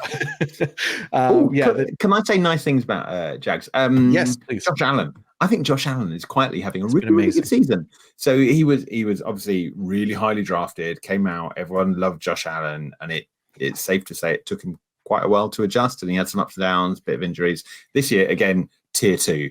So he's somewhere between the 6th and 10th best edge in the NFL and doing really, really good. So credit where it's due. Absolutely. Yeah. Josh Allen was somebody that I loved this offseason, was very high on him, was somebody that I got a lot in drafts because people, I think they look at the sack totals again. They saw that he only had double-digit sacks in his rookie year, hasn't really got to that point. But all the pass rush metrics told us that this is a very, very good player. Those sacks are going to come. He was also a really good tackler. Hasn't been amazing tackler this year. He's like 14th among edge defenders. Has been better of late, but 13.5 sacks on the year. Got an interception last week as well on that unbelievable Tyler Boyd pass. I don't know what the hell the Bengals were doing there, but we'll take it for IDP purposes because, Josh Allen's been excellent.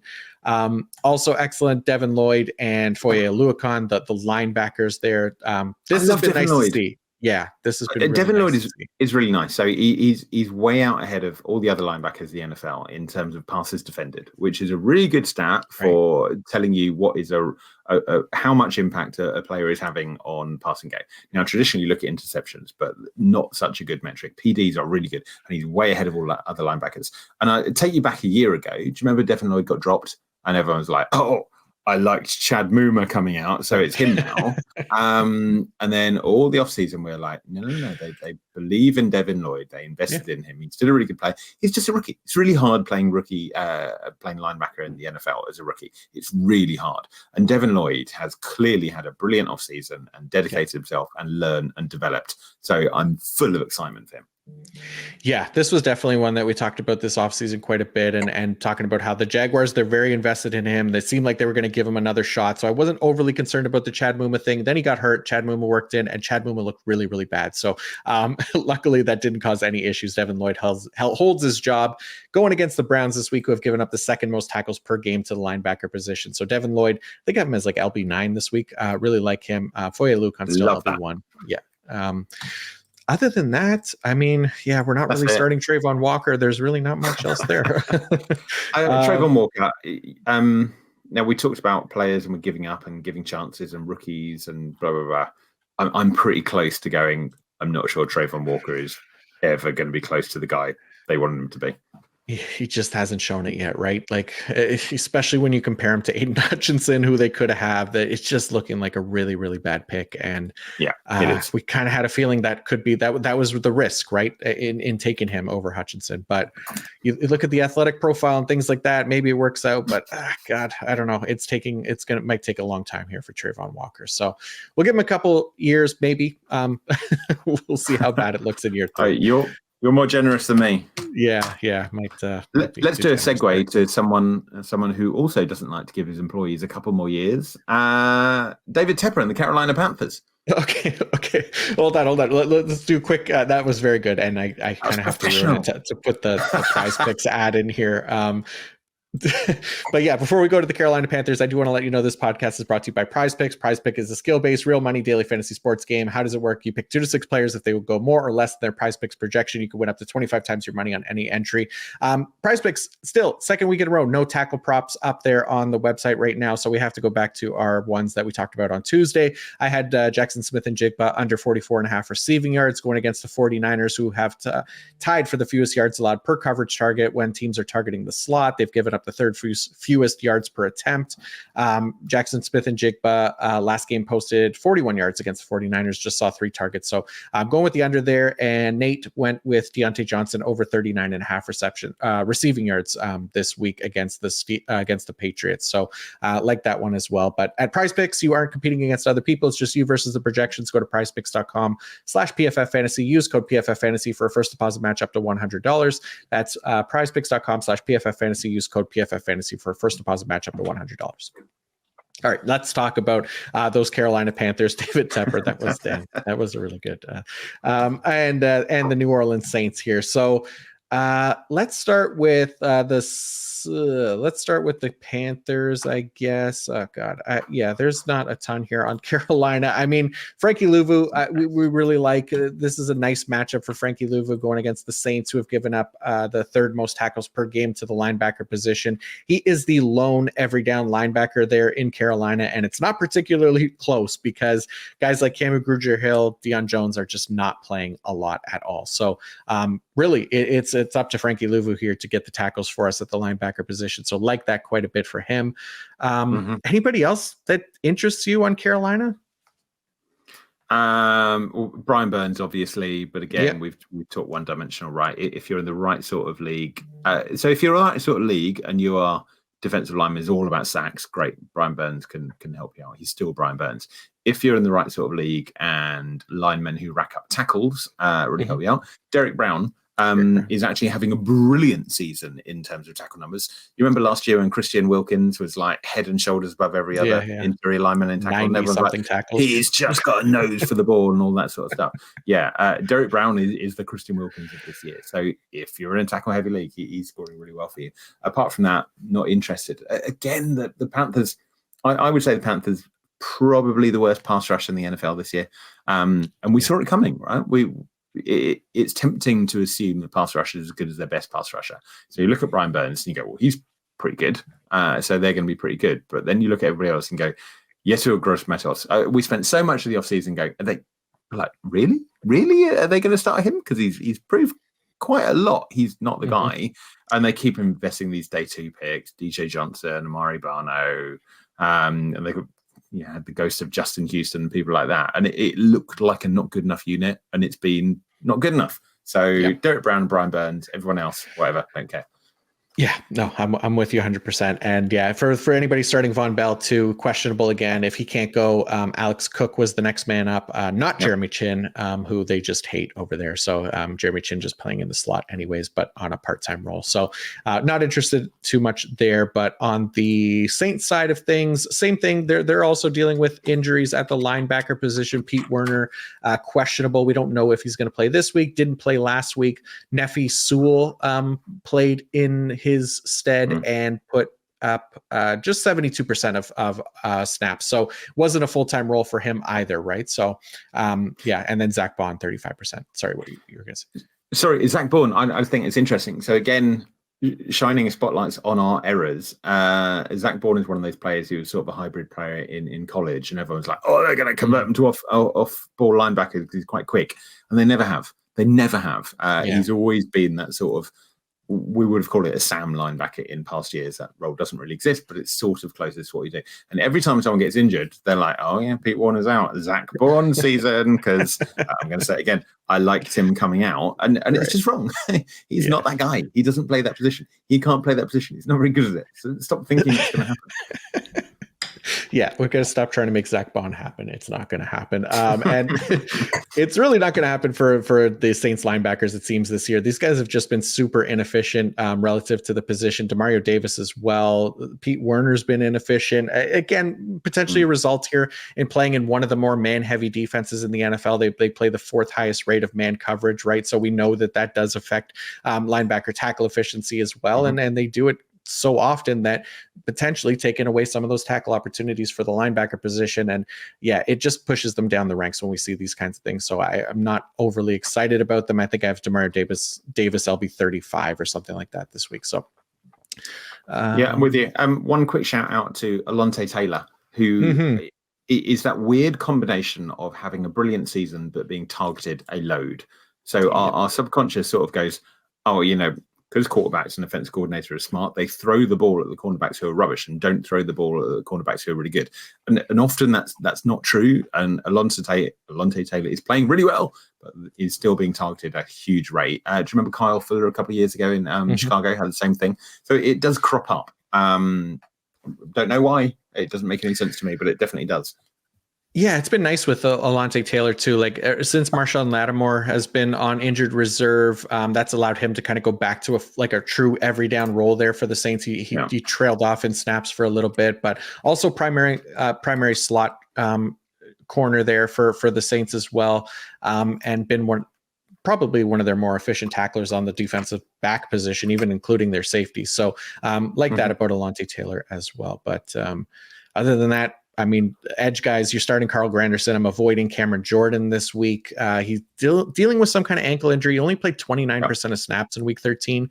And, it doesn't necessarily have like a ton of great pass rush metrics to back him up or to put him in here, even though it's a really, really great matchup against the Panthers, who allow a lot of pressure and a lot of sacks. So Carl Granderson, I like him as the edge 14 this week, but Cameron Jordan, I am trying to avoid just in case he's on that limited snap share as well. Again. Yeah. Agree with that. Nice. All right, let's go to the Seattle Seahawks at the San Francisco 49ers. Anybody that you want to start with for these two teams? Can we talk about Jordan Brooks? Yes. Who's quite interesting. Now, I'm not a huge fan of Jordan Brooks at the best of times, and certainly appeared to be banged up last week as well. So he's one of those guys who I think if you look at scoring sorted linebackers, he's probably still not doing too badly. He's probably quite high at the ranks, but I just don't have faith in him at all. Like much less faith than you should have based on how many points he scored. Yeah, linebacker wise, he'll be on a contract year. I'll be interested to see if they bring him back because I don't think they picked up his fifth-year option either, right? So, it was nice to see him kind of get back in the lineup, especially after that late season ACL tear. And he's been good for IDP purposes, right? Which we care about more. But for next season, it might be a little bit shaky, a little dicey there in what his future is. My son is playing with the lights upstairs, and it's affecting these ones. If anybody's, but I was talking to someone about Jordan Brooks the other day, and he's one of those players I think the Raiders will give a huge contract to. Interesting. That makes sense. I could see it. I could absolutely see it. I mean, they got Robert Spillane there. Divine Diablo hasn't really worked out. Yeah, I could see it. I mean, they're gonna have a new coaching staff there this off season, right? So we'll see. Yeah, we'll see what the changes are like there. But yeah, I don't mind that landing spot if it does happen. So we'll see. Where are you on Jamal Adams? Because Jamal Adams was sort of a slightly underperforming IDP, but really good player. But the best thing that he did was be that real tight end, big slot matchup, and then come into the box. And then he had like 1 or 2 years where he racked up loads of tackles. And then he got hurt, and he's sort of, in IDP terms, he looks like a bit of a jag to me at the moment. He kind of has been, yeah, and he's really matchup dependent on me for me, like on any given week, like because I still like the alignments a fair bit, and again, this is one of those matchups where I would like him. I do would put him in lineups this week. The 49ers are giving up the most tackles per game to the safety position, so there's potential there for him. But yeah, most weeks, like I'm probably going to have him outside of that top 12 safeties, more in that kind of safety 2 range, just because, like you said, he's been about average as far as tackle efficiency goes, right? So nothing too exciting from him. He still gets the blitz opportunities. Feel like he's got to deliver on one of those. It's been so long now since he's had a sack, which he became known for. But as long as he keeps getting opportunities, maybe he'll land one. But yeah, like him a lot more this week, just because of the matchup. But for most weeks, cooling on Jamal Adams for sure. Yeah, you mentioned 49ers being good for safety as well. I noticed this earlier. 49ers have had the second most pass attempts against them this season. And you say that to people and they're like, oh, yeah, of course, they're really good. They're the best team in the NFC, so teams have to pass on them because they're behind. And then he goes, sure, but the other teams with the most passes are the Vikings and the Bears and the Chargers. The Eagles are up there as well. But, I mean, the Vikings, Bears, and Chargers aren't really good teams, so there's no real link to it. It comes down to style and what they give up and what they don't. Mm-hmm. But I agree with you. The 49ers are a defense that attracts a lot of passes, but is also really, really good against the pass, which is an interesting combination. Yeah, for sure. And the 49ers too, specifically, like looking at their IDPs, they're a stingy group, right? They don't give up a lot of tackles per game to the linebacker position. Nor do they to the cornerback position or defensive line. They're about average for safety. So it's a neutral matchup kind of across the board for a lot of these guys. Fred Warner, look, I mean, he's been amazing. Like, it doesn't really matter, like matchup wise. Most people are going to start him because he's Fred Warner, right? So you're starting him. Same thing with Dre Greenlaw. These guys are playing full-time roles as long as Dre Greenlaw doesn't get ejected again. But other than that, that's, I don't know. I mean, there's not a ton to figure out. Like Nick Bosa, Chase Young in that like low end edge 2 range probably for me. But Nick Bosa, I have no problem starting. Same thing with Javon Hargrave, who's been, again, just an excellent pass rusher this year. It's hard to bench him, especially in DT required leagues. Yeah, Chase Young has come on really strongly for me. Now, obviously, he's had plenty of ups and downs in his career. He got traded for a dodgy pick, blah, blah, blah. I think he's growing into that role on the 49ers. And he's looked pretty good. Now, is he going to get up to Nick Bosa, 50 snaps a game in territory? Probably not. It's not really who they are. But I do quite like him. So when I'm setting my lineup this week, if he's my top edge, I'm worried. If I'm looking at him as one of my options for edge 2, I probably feel okay about it, actually. Yeah, I have him as edge 20. Like you said, he's not playing necessarily the same snap share as a Nick Bosa, but sometimes that works to a pass rusher's advantage, right? Yep. It keeps these guys fresh, and they're able to come with a little more juice as a rusher. So, and he's definitely looked a lot better this year since he's been healthy. So that's been nice to see. Yeah, one more player on the 49ers we really will go. Jair Brown, who has come on leaps and bounds and looking really good. So love Jair Brown at the moment. Yeah, he's been a fun one. And yeah, I know he's playing mostly deep here, but coming in, there's not like a ton of exciting safeties for the 49ers other than Talanoa Hufanga, who people really liked, but he was really more average than anything.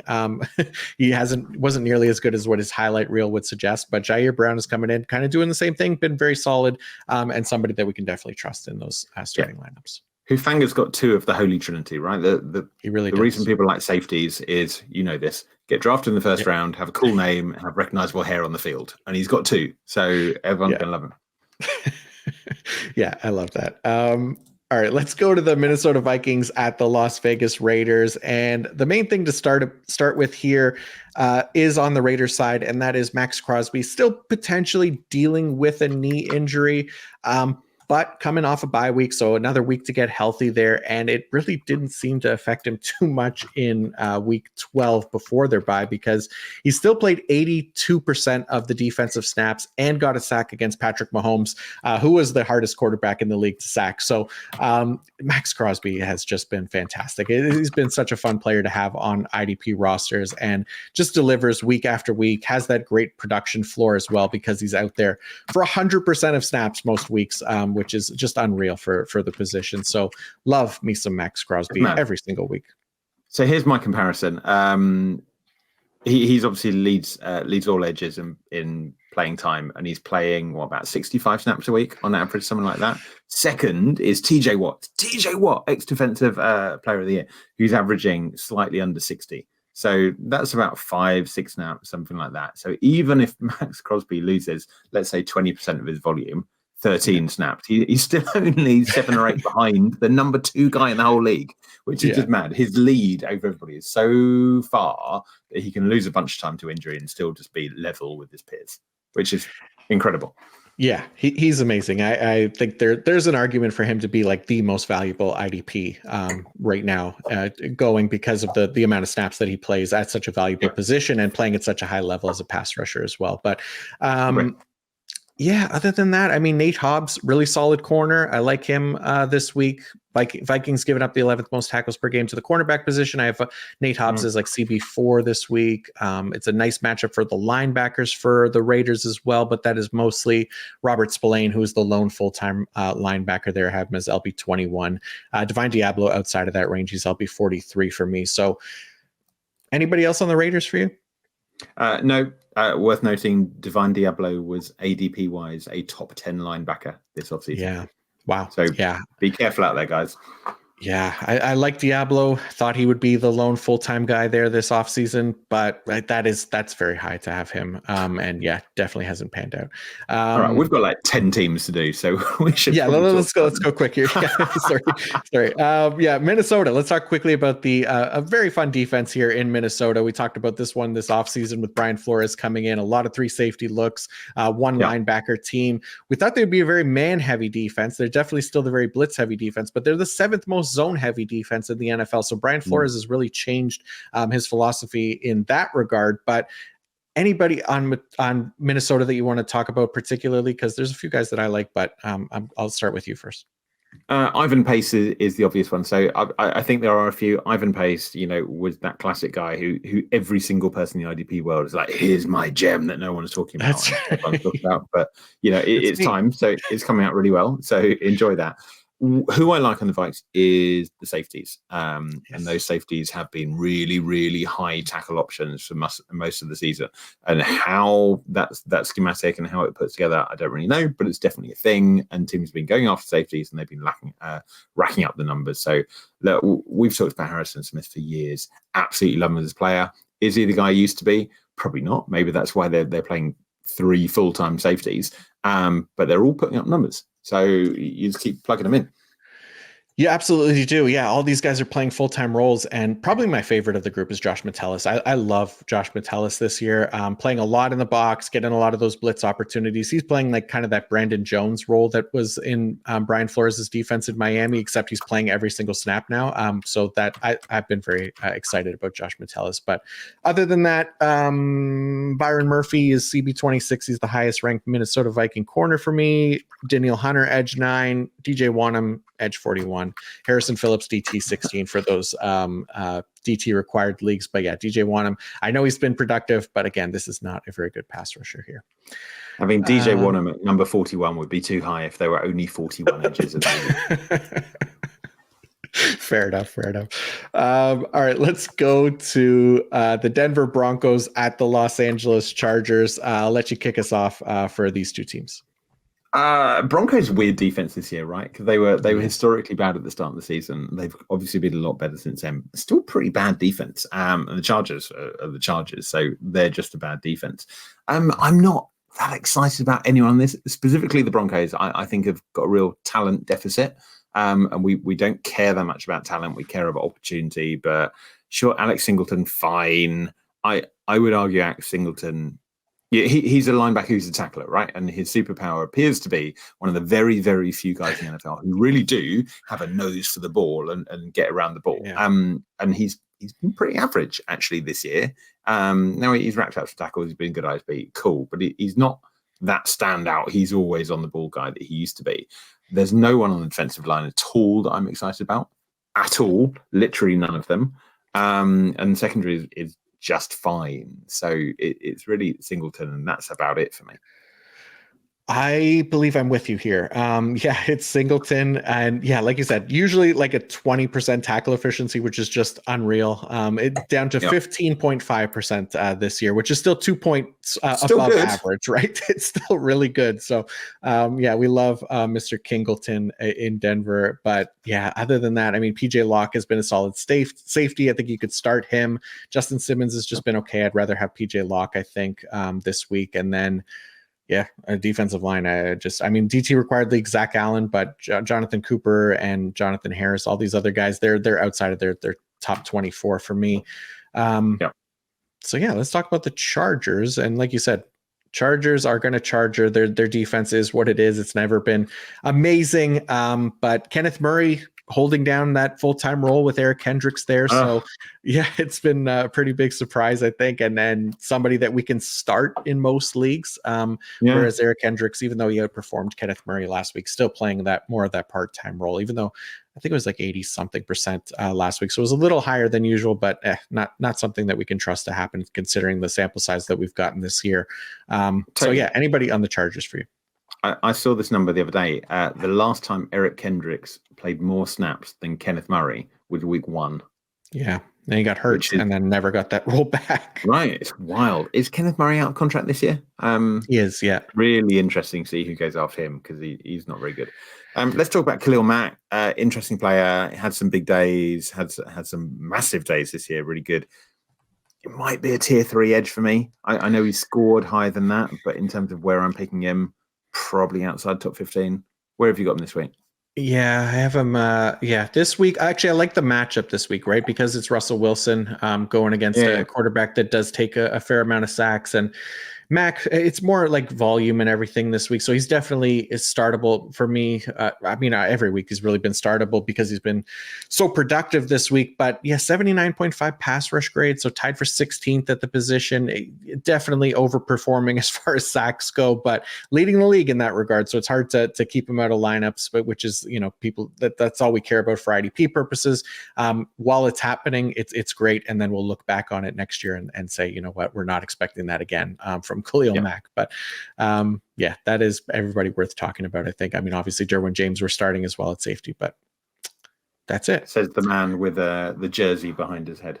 Yes, he's always locked in at that safety 1 ranking for me because we have to for the brand. I mean, he basically is, right? He's one of literally 3 or 4 safeties that I think is a value above everybody else. So cool. Yeah. All right, let's talk about the Buffalo Bills at the Kansas City Chiefs. And I think let's start with the Chiefs linebackers because a little bit interesting here. Nick Bolton, his practice window's been opened coming off of IR.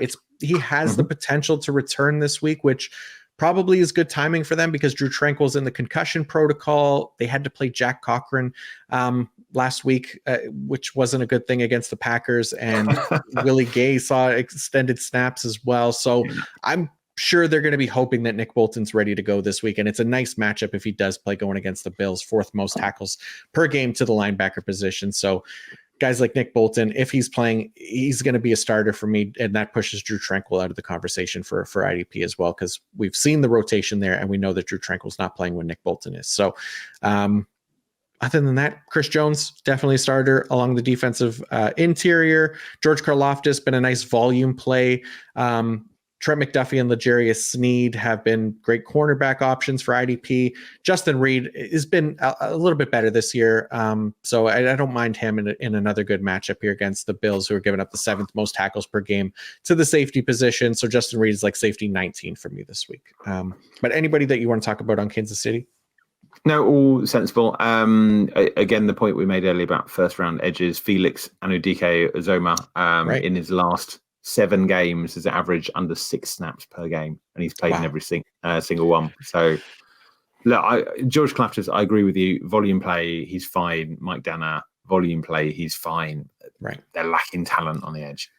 Yeah, and it's not a good matchup against the Bills. The Bills' offensive line is very good. Josh Allen has now become the hardest quarterback to sack in the league as far as pressure to sack conversion rate goes. So yeah, it's really not a great matchup for guys like Karlaftis and Dana and yeah, the outer range defensive lineman there. On the Bills side of things, I mean, anything that you want to start with here, because I feel like it's a pretty easy defense to trust for IDP. Like, we know we're starting Terrell Bernard, Jordan Poyer, Teron Johnson, even Rasul Douglas, and then the defensive line, we know that's more for deeper leagues because of the rotation. I agree with you. It's one of the easiest to make decisions on because they are one of the defenses who are the most predictable in terms of personnel and packages, probably up there with the Buccaneers. They basically run their 4-2-5 nickel, and they keep it out there like all the time, and they rotate both positions on defensive line really, really heavily, and everyone else they basically leave out there until they drop. So it's really, really simple. If you're a cornerback or a safety or a linebacker, you're in or you're out. And if you're a lineman, it's really hard to trust you no matter who you are. Yeah, it is. And it's not again, more complicated than that. It's really not. And then again, too, like for tough matchups like this, going against the Chiefs and Patrick Mahomes, another tough quarterback to sack, it makes it harder to trust the defensive lineman for Buffalo. Yep. And yeah, Tyrell Dodson, I know he's played well this year, but again, not a full-time player since the Bills have actually decided that they're going to run more dime with all the injuries to the linebacker position. So they've been taking him out on third downs, putting Taylor Rapp in there. So it just makes somebody like Tyrell Dodson harder to trust at linebacker as well. Yeah, totally agree. Simple. Nice. All right, let's go to Sunday Night Football. Now we're making up time here. It is the Philadelphia Eagles at the Dallas Cowboys. Anybody that you want to start with for these two teams? Should be a fun one. Sorry, I'm going to go slightly off rank as well. I was looking at this last week. NFC East. Everyone's like, oh, NFC East, put them on TV. You have to watch it, right? I think they've got 3 of the worst defenses in the NFL. 3 bottom quartile, I should say. So the Cowboys are obviously a really good defense. Giants, not very good at all. Eagles, bad defense, who everyone still thinks is good because they're a really good defense and good team last year. And the Commanders, who I think are the worst defense in the NFL. So sure, it's NFC East, but there's a lot not to like about this. And everyone's like, oh yeah, Eagles, Cowboys, a really good game last time. And I look at it and go, you've got 2 really good offenses and 1 really good defense and 1 really bad defense, which sort of sorts the men from the boys, if you ask me. But we'll see what happens in the game. If it was that easy, we wouldn't have to play it. Yeah, and look, we saw the 49ers take advantage of that last week, right? So they've added some pieces there. The Eagles have in Kevin Byard, but again, the linebacker position has been a complete mess. This has been, with Nakobe Dean getting injured, it's left them with guys like Nicholas Morrow, Zach Cunningham, and they've had to recently sign Shaquille Leonard. So I'll be curious your take on it, but for me, at least, Shaquille Leonard, I think there's a chance that he'll play this week if Zach Cunningham can't, because the team also released Christian Ellis. I don't know that Nicholas Morrow is particularly good and can hold a full-time role. I don't think Shaquille Leonard can necessarily hold a full-time role either, but we'll see, right? Like, yeah, this is there's potential that he's going to get snaps, but I don't think people should be expecting the Shaquille Leonard of old or 100% role. Like, sure, totally there's potential for it because of the personnel that he's competing against, but I don't have high hopes for it.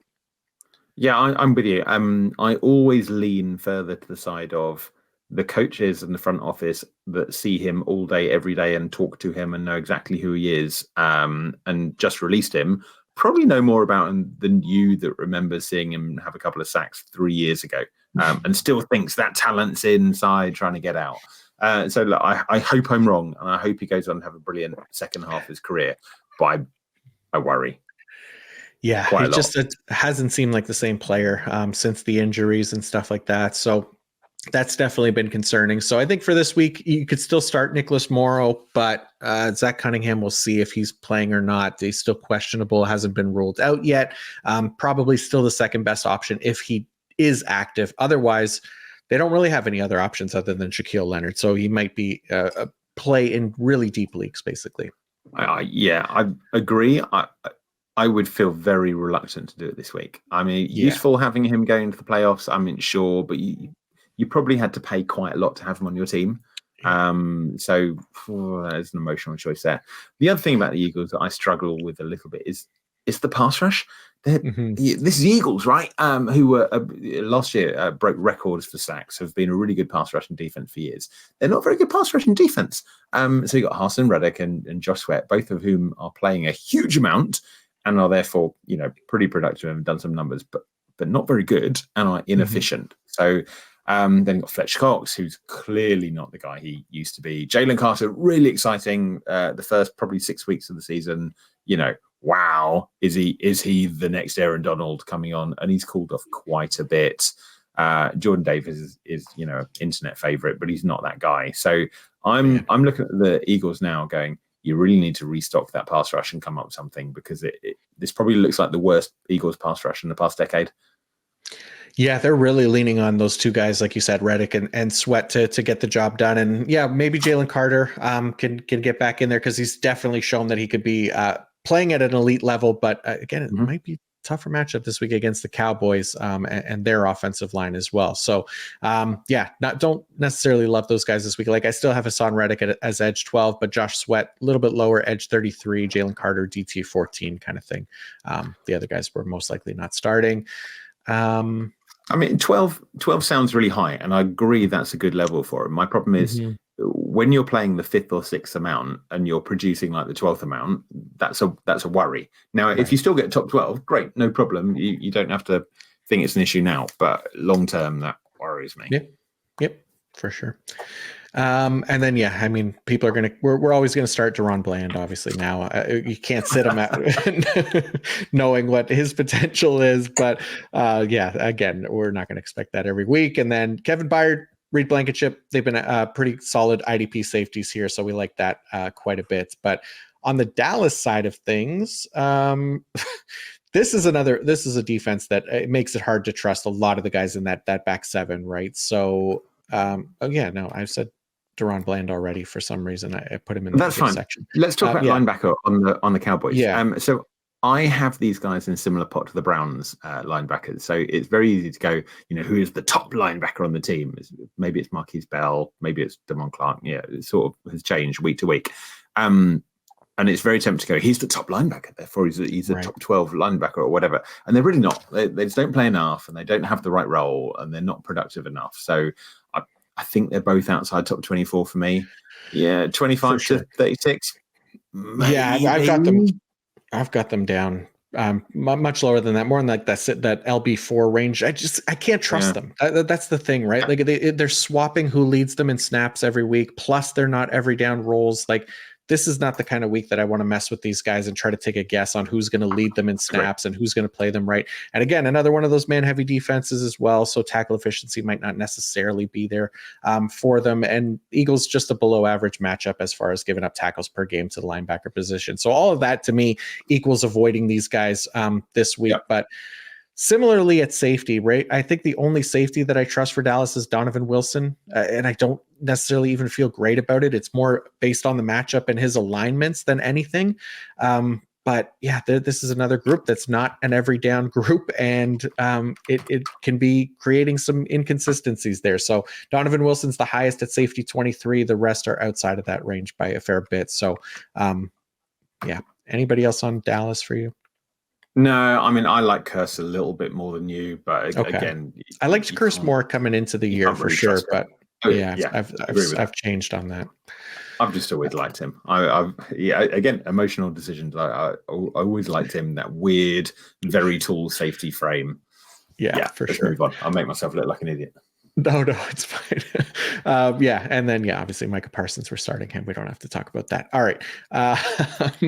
Let's go to one of the two Monday Night Football games. For some reason, they are both on Monday night. And the first one is the Green Bay Packers at the New York Giants. Vince Lombardi roll. That's nice, very nice, good pull. So let's talk about the curious case of Kayvon Thibodeau first, I guess. So last game that he played here, 100% of snaps for the first time in his NFL career. He's been delivering the sacks, right? 11 sacks on the season. Hasn't had great pass rush metrics though, right? So this is a player that I am concerned about being able to keep up this level of play. 49th in the league in pass rush grade, with a 68.0 among edge defenders. 6.9% win rate is 91st among edge defenders, and a 9.1% pressure rate is 84th among edge defenders, all who have played at least 100 pass rush snaps. So Kayvon Thibodeau, you like him for the volume, absolutely. If he's going to play 100% of snaps, we could play him. But 11 sacks makes him a pretty big overachiever here as far as those pass rush metrics go, because they really haven't been good. They've been below average for sure. It's wild. How do you feel about it? Yeah, I'm the same as you. Here we go. 33 pressures. So within one or two of Odafe, who has 4 sacks, Yannick Ngakoue, who we've panned, who's had 3 sacks, and DeMarcus Walker, who has 2 sacks. So, yeah, there are very few players that flatter deceive as much as this. He reminds me of early Marcus Golden. Remember, he used to be that sort of guy, and people are like, oh, maybe he's just got the skill that can finish. And it's not a skill, it's not a talent, it's not an ability. Thibodeau, he's got the name, he's got the draft capital. A lot of people love him. I'm very worried about this production long term.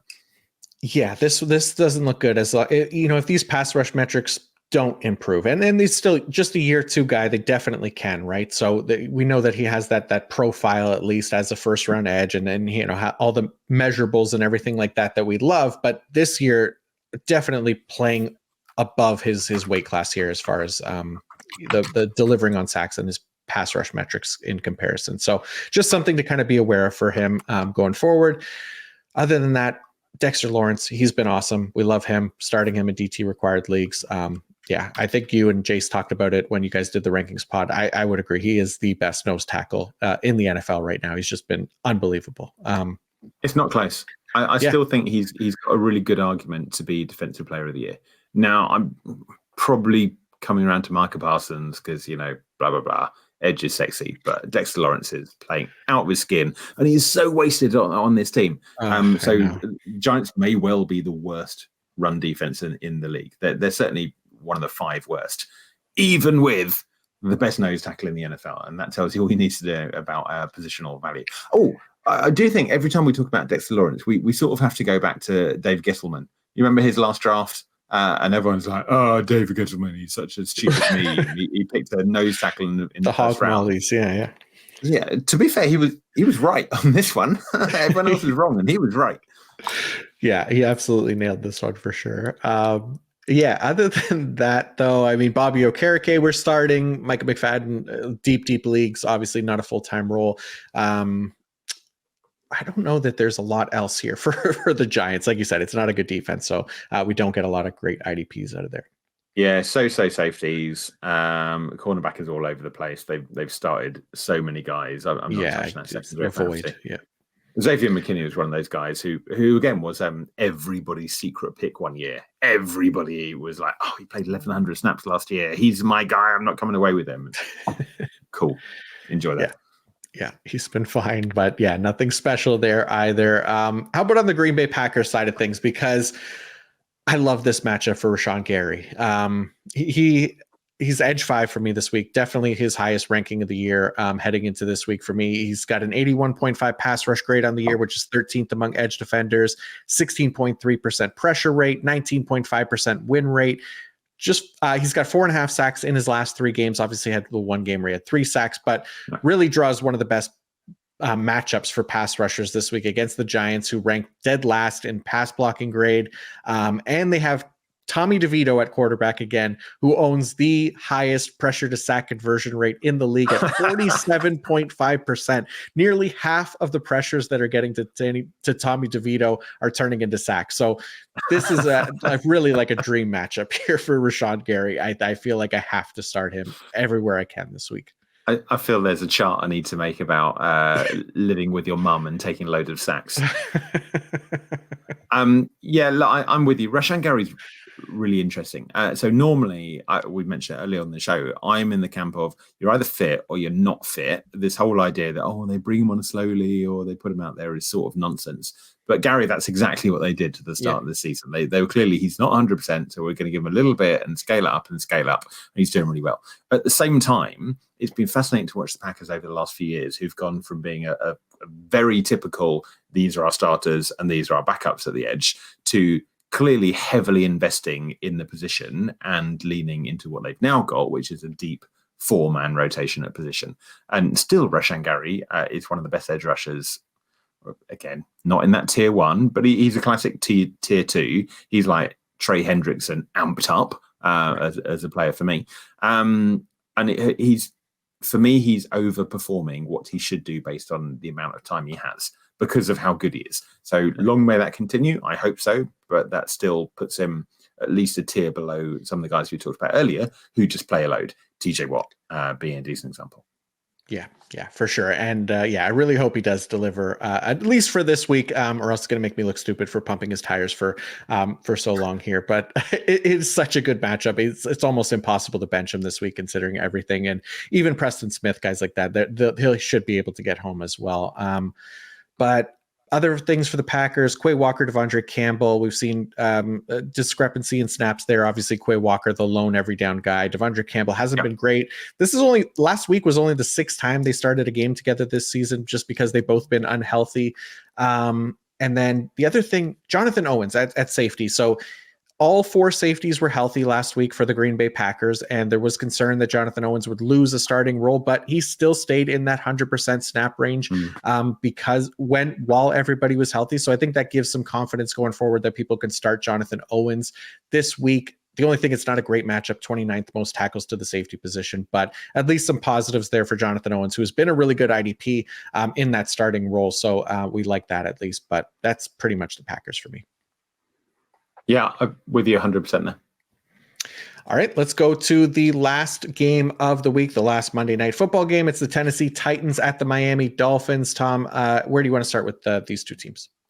I'll tell you what I think is interesting about the Titans. This has come up a couple of times in most recent years. Do you remember, not last year, maybe the year before, people were like, the Titans have broken the record for the number of defensive players they start. And interestingly, they do that every year. So again, they're quite far out ahead. They've used 36 defensive players this year. Average for the NFL, let me look, that is just over 30. But they lead the way, and they lead the way by a clear margin. So there's something about the Titans that says, on the defensive side, they're happy to just chop and change and take people out. So it just makes them unreliable. Let's talk about Aziz Al-Shayet a little bit. So again, he's one of those guys who every single person IDP was, he's my secret gem of linebacker this year. I'm not coming out of draft without him. Like, how have you all come out of him in every single draft together? Amazing.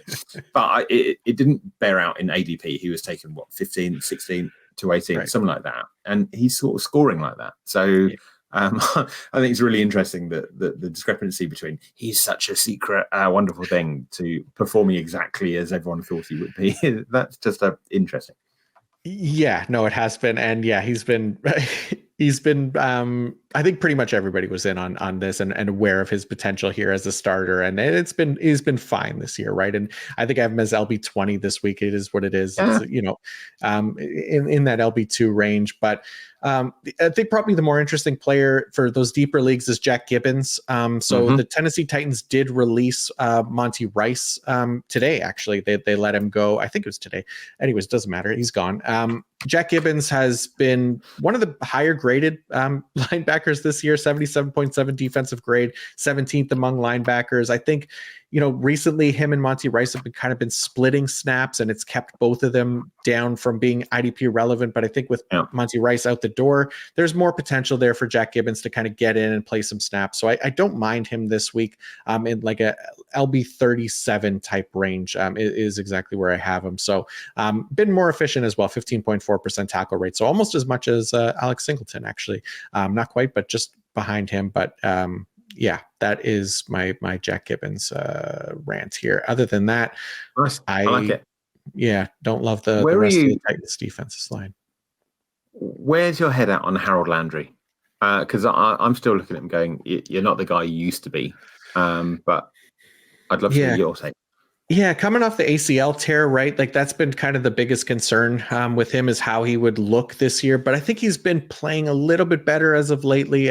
They right away they started the year, I think week 1, and rolled him out there for like over 80% of snaps or something like that, which was pretty crazy for a guy in his first game back healthy. They've scaled that down quite a bit here recently. So I've always liked the guy, I guess the volume potential for Harold Landry, right? And he's always been like kind of a high end volume based matchup guy for me in that he's going to play a ton of snaps. He's going to rack up tackles. It's just a matter of him being a better pass rusher, basically. And he hasn't quite shown that this year. And maybe another year off the ACL, that'll happen and he'll get healthier. But it's been a few years now where this has kind of been what he's been, right? So really just staying in that matchup based, volume based edge defender for me. So I think I have him as edge 28 this week. Yeah, I buy that. I mean, that feels a bit depressing because there was is that 1 year where he was amazing, but it happens. Yeah. How about on the Miami side, last team of the week here? Anybody to talk about here as we close things out? I mean, we should talk about the safety. Javon Holland is obviously having a brilliant year, which is really exciting. We talked in preseason and went, yeah, Brandon Jones. We love Brandon Jones as an IDP player. I don't think he fits very well in the scheme, and that's proved to be the case. He played quite a lot last week, but at the moment, I'm going. I sort of hope Brandon Jones finds his way onto a different team wherever Gus Bradley lands next year. That's where I want Brandon Jones. That's the dream right there. Yeah. He only played last week, right? Because Javon Holland was out and it was not the same box role that he once played. Right. And that is the big difference. There are a lot more split safeties in Miami there with Fangio, obviously, but we'll see if Javon Holland can go or not this week. If not, Brandon Jones is at least usable in IDP, but not to the same level as he once was. Jerome Baker's also potentially out this week. He's another injured player for them. Not a linebacker group I want to mess with because even David Long with Baker out didn't play a full-time role. So that was kind of concerning. Duke Riley mixed in there. Again, it's a crucial week here for fantasy, avoiding those guys if you can. And outside of Andrew Van Ginkel, amazingly, and Bradley Chubb, there's probably, and Christian Wilkins, not a lot of guys that I love on this Miami defense right now, but interestingly enough, even Christian Wilkins. Christian Wilkins is hard, right? So we referred to him a little bit. Last year, he had way more tackles than any other interior lineman. He was posting linebacker tackle numbers, which is amazing. So here you go. Last year, regular season, 95 total tackles. This year, he's on 36. Now, sure, it's only week 13, but even if you assume he stays healthy and pro rata that for the rest of the year, you get up to 51. So 51 from 95, which is terrifying. And we talked about Derek Brown being this year's Christian Wilkins. Great, he is. He's having a lovely season, but don't draft that in the off season. Please don't pay for that. Yeah, he was drafted very highly, Christian Wilkins, for sure, because of those tackle numbers. And look, he's not getting a ton of sacks either. He, of course, had like a 2-sack game, and it was a week that I was playing against him, obviously. But it was. It's been. Yeah, not the year that it was last year, obviously. And Andrew Van Ginkel, amazingly having a career year here, 90.1 pass rush grade, which is 6th among edge defenders. He stepped in nicely, at least for Jalen Phillips, to help us kind of ease that pain a little bit. But that's pretty much it. Anybody else from this last game for you? No, but it's a good place to be in Miami this year, isn't it? You can see they're all happy and they're enjoying the season. It's all coming together. I do like. Again, the off-season thing, but it's worth talking about. One of the points you made was quite a lot about offensive head coaches having significant impact on defense because they know what their offenses don't like. And Mike McDaniel and Kyle Shanahan have both clearly shown a predilection to going, I want these split safety, very designed cover 2, cover 4, cover 6 defenses, because that's what my offenses hate. And you can see it coming a mile away. And I'm pleased we did anticipate that happening. Yeah, absolutely. It's been nice to see for sure. But yeah, that's going to do it for this week's episode. Longer episode, and I apologize. We had to kind of speed things up there near the end. We were on pace for like a 3-hour episode, Tom. So to come, it's my fault, not John's. No, Sorry about that. I always enjoy talking football with you, and I like to hear you talk. So I feel bad rushing you or anything like that. Hopefully you didn't feel that way.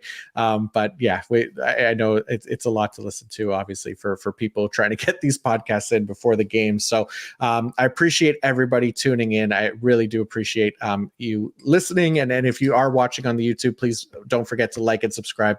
It helps me a ton as well. And then a massive thank you to Tom Kislingberry for coming on here, giving up over 2 hours of his night to drop all kinds of IDP knowledge to hopefully help you get a better understanding of IDP and to help you set your lineups for this week. So Tom, can't thank you enough for coming on. I really do appreciate it. Hey, always an absolute pleasure. Thank you very much for having me, buddy. You keep inviting me. I'll always turn up. Awesome, man. I appreciate that. Yeah, anytime.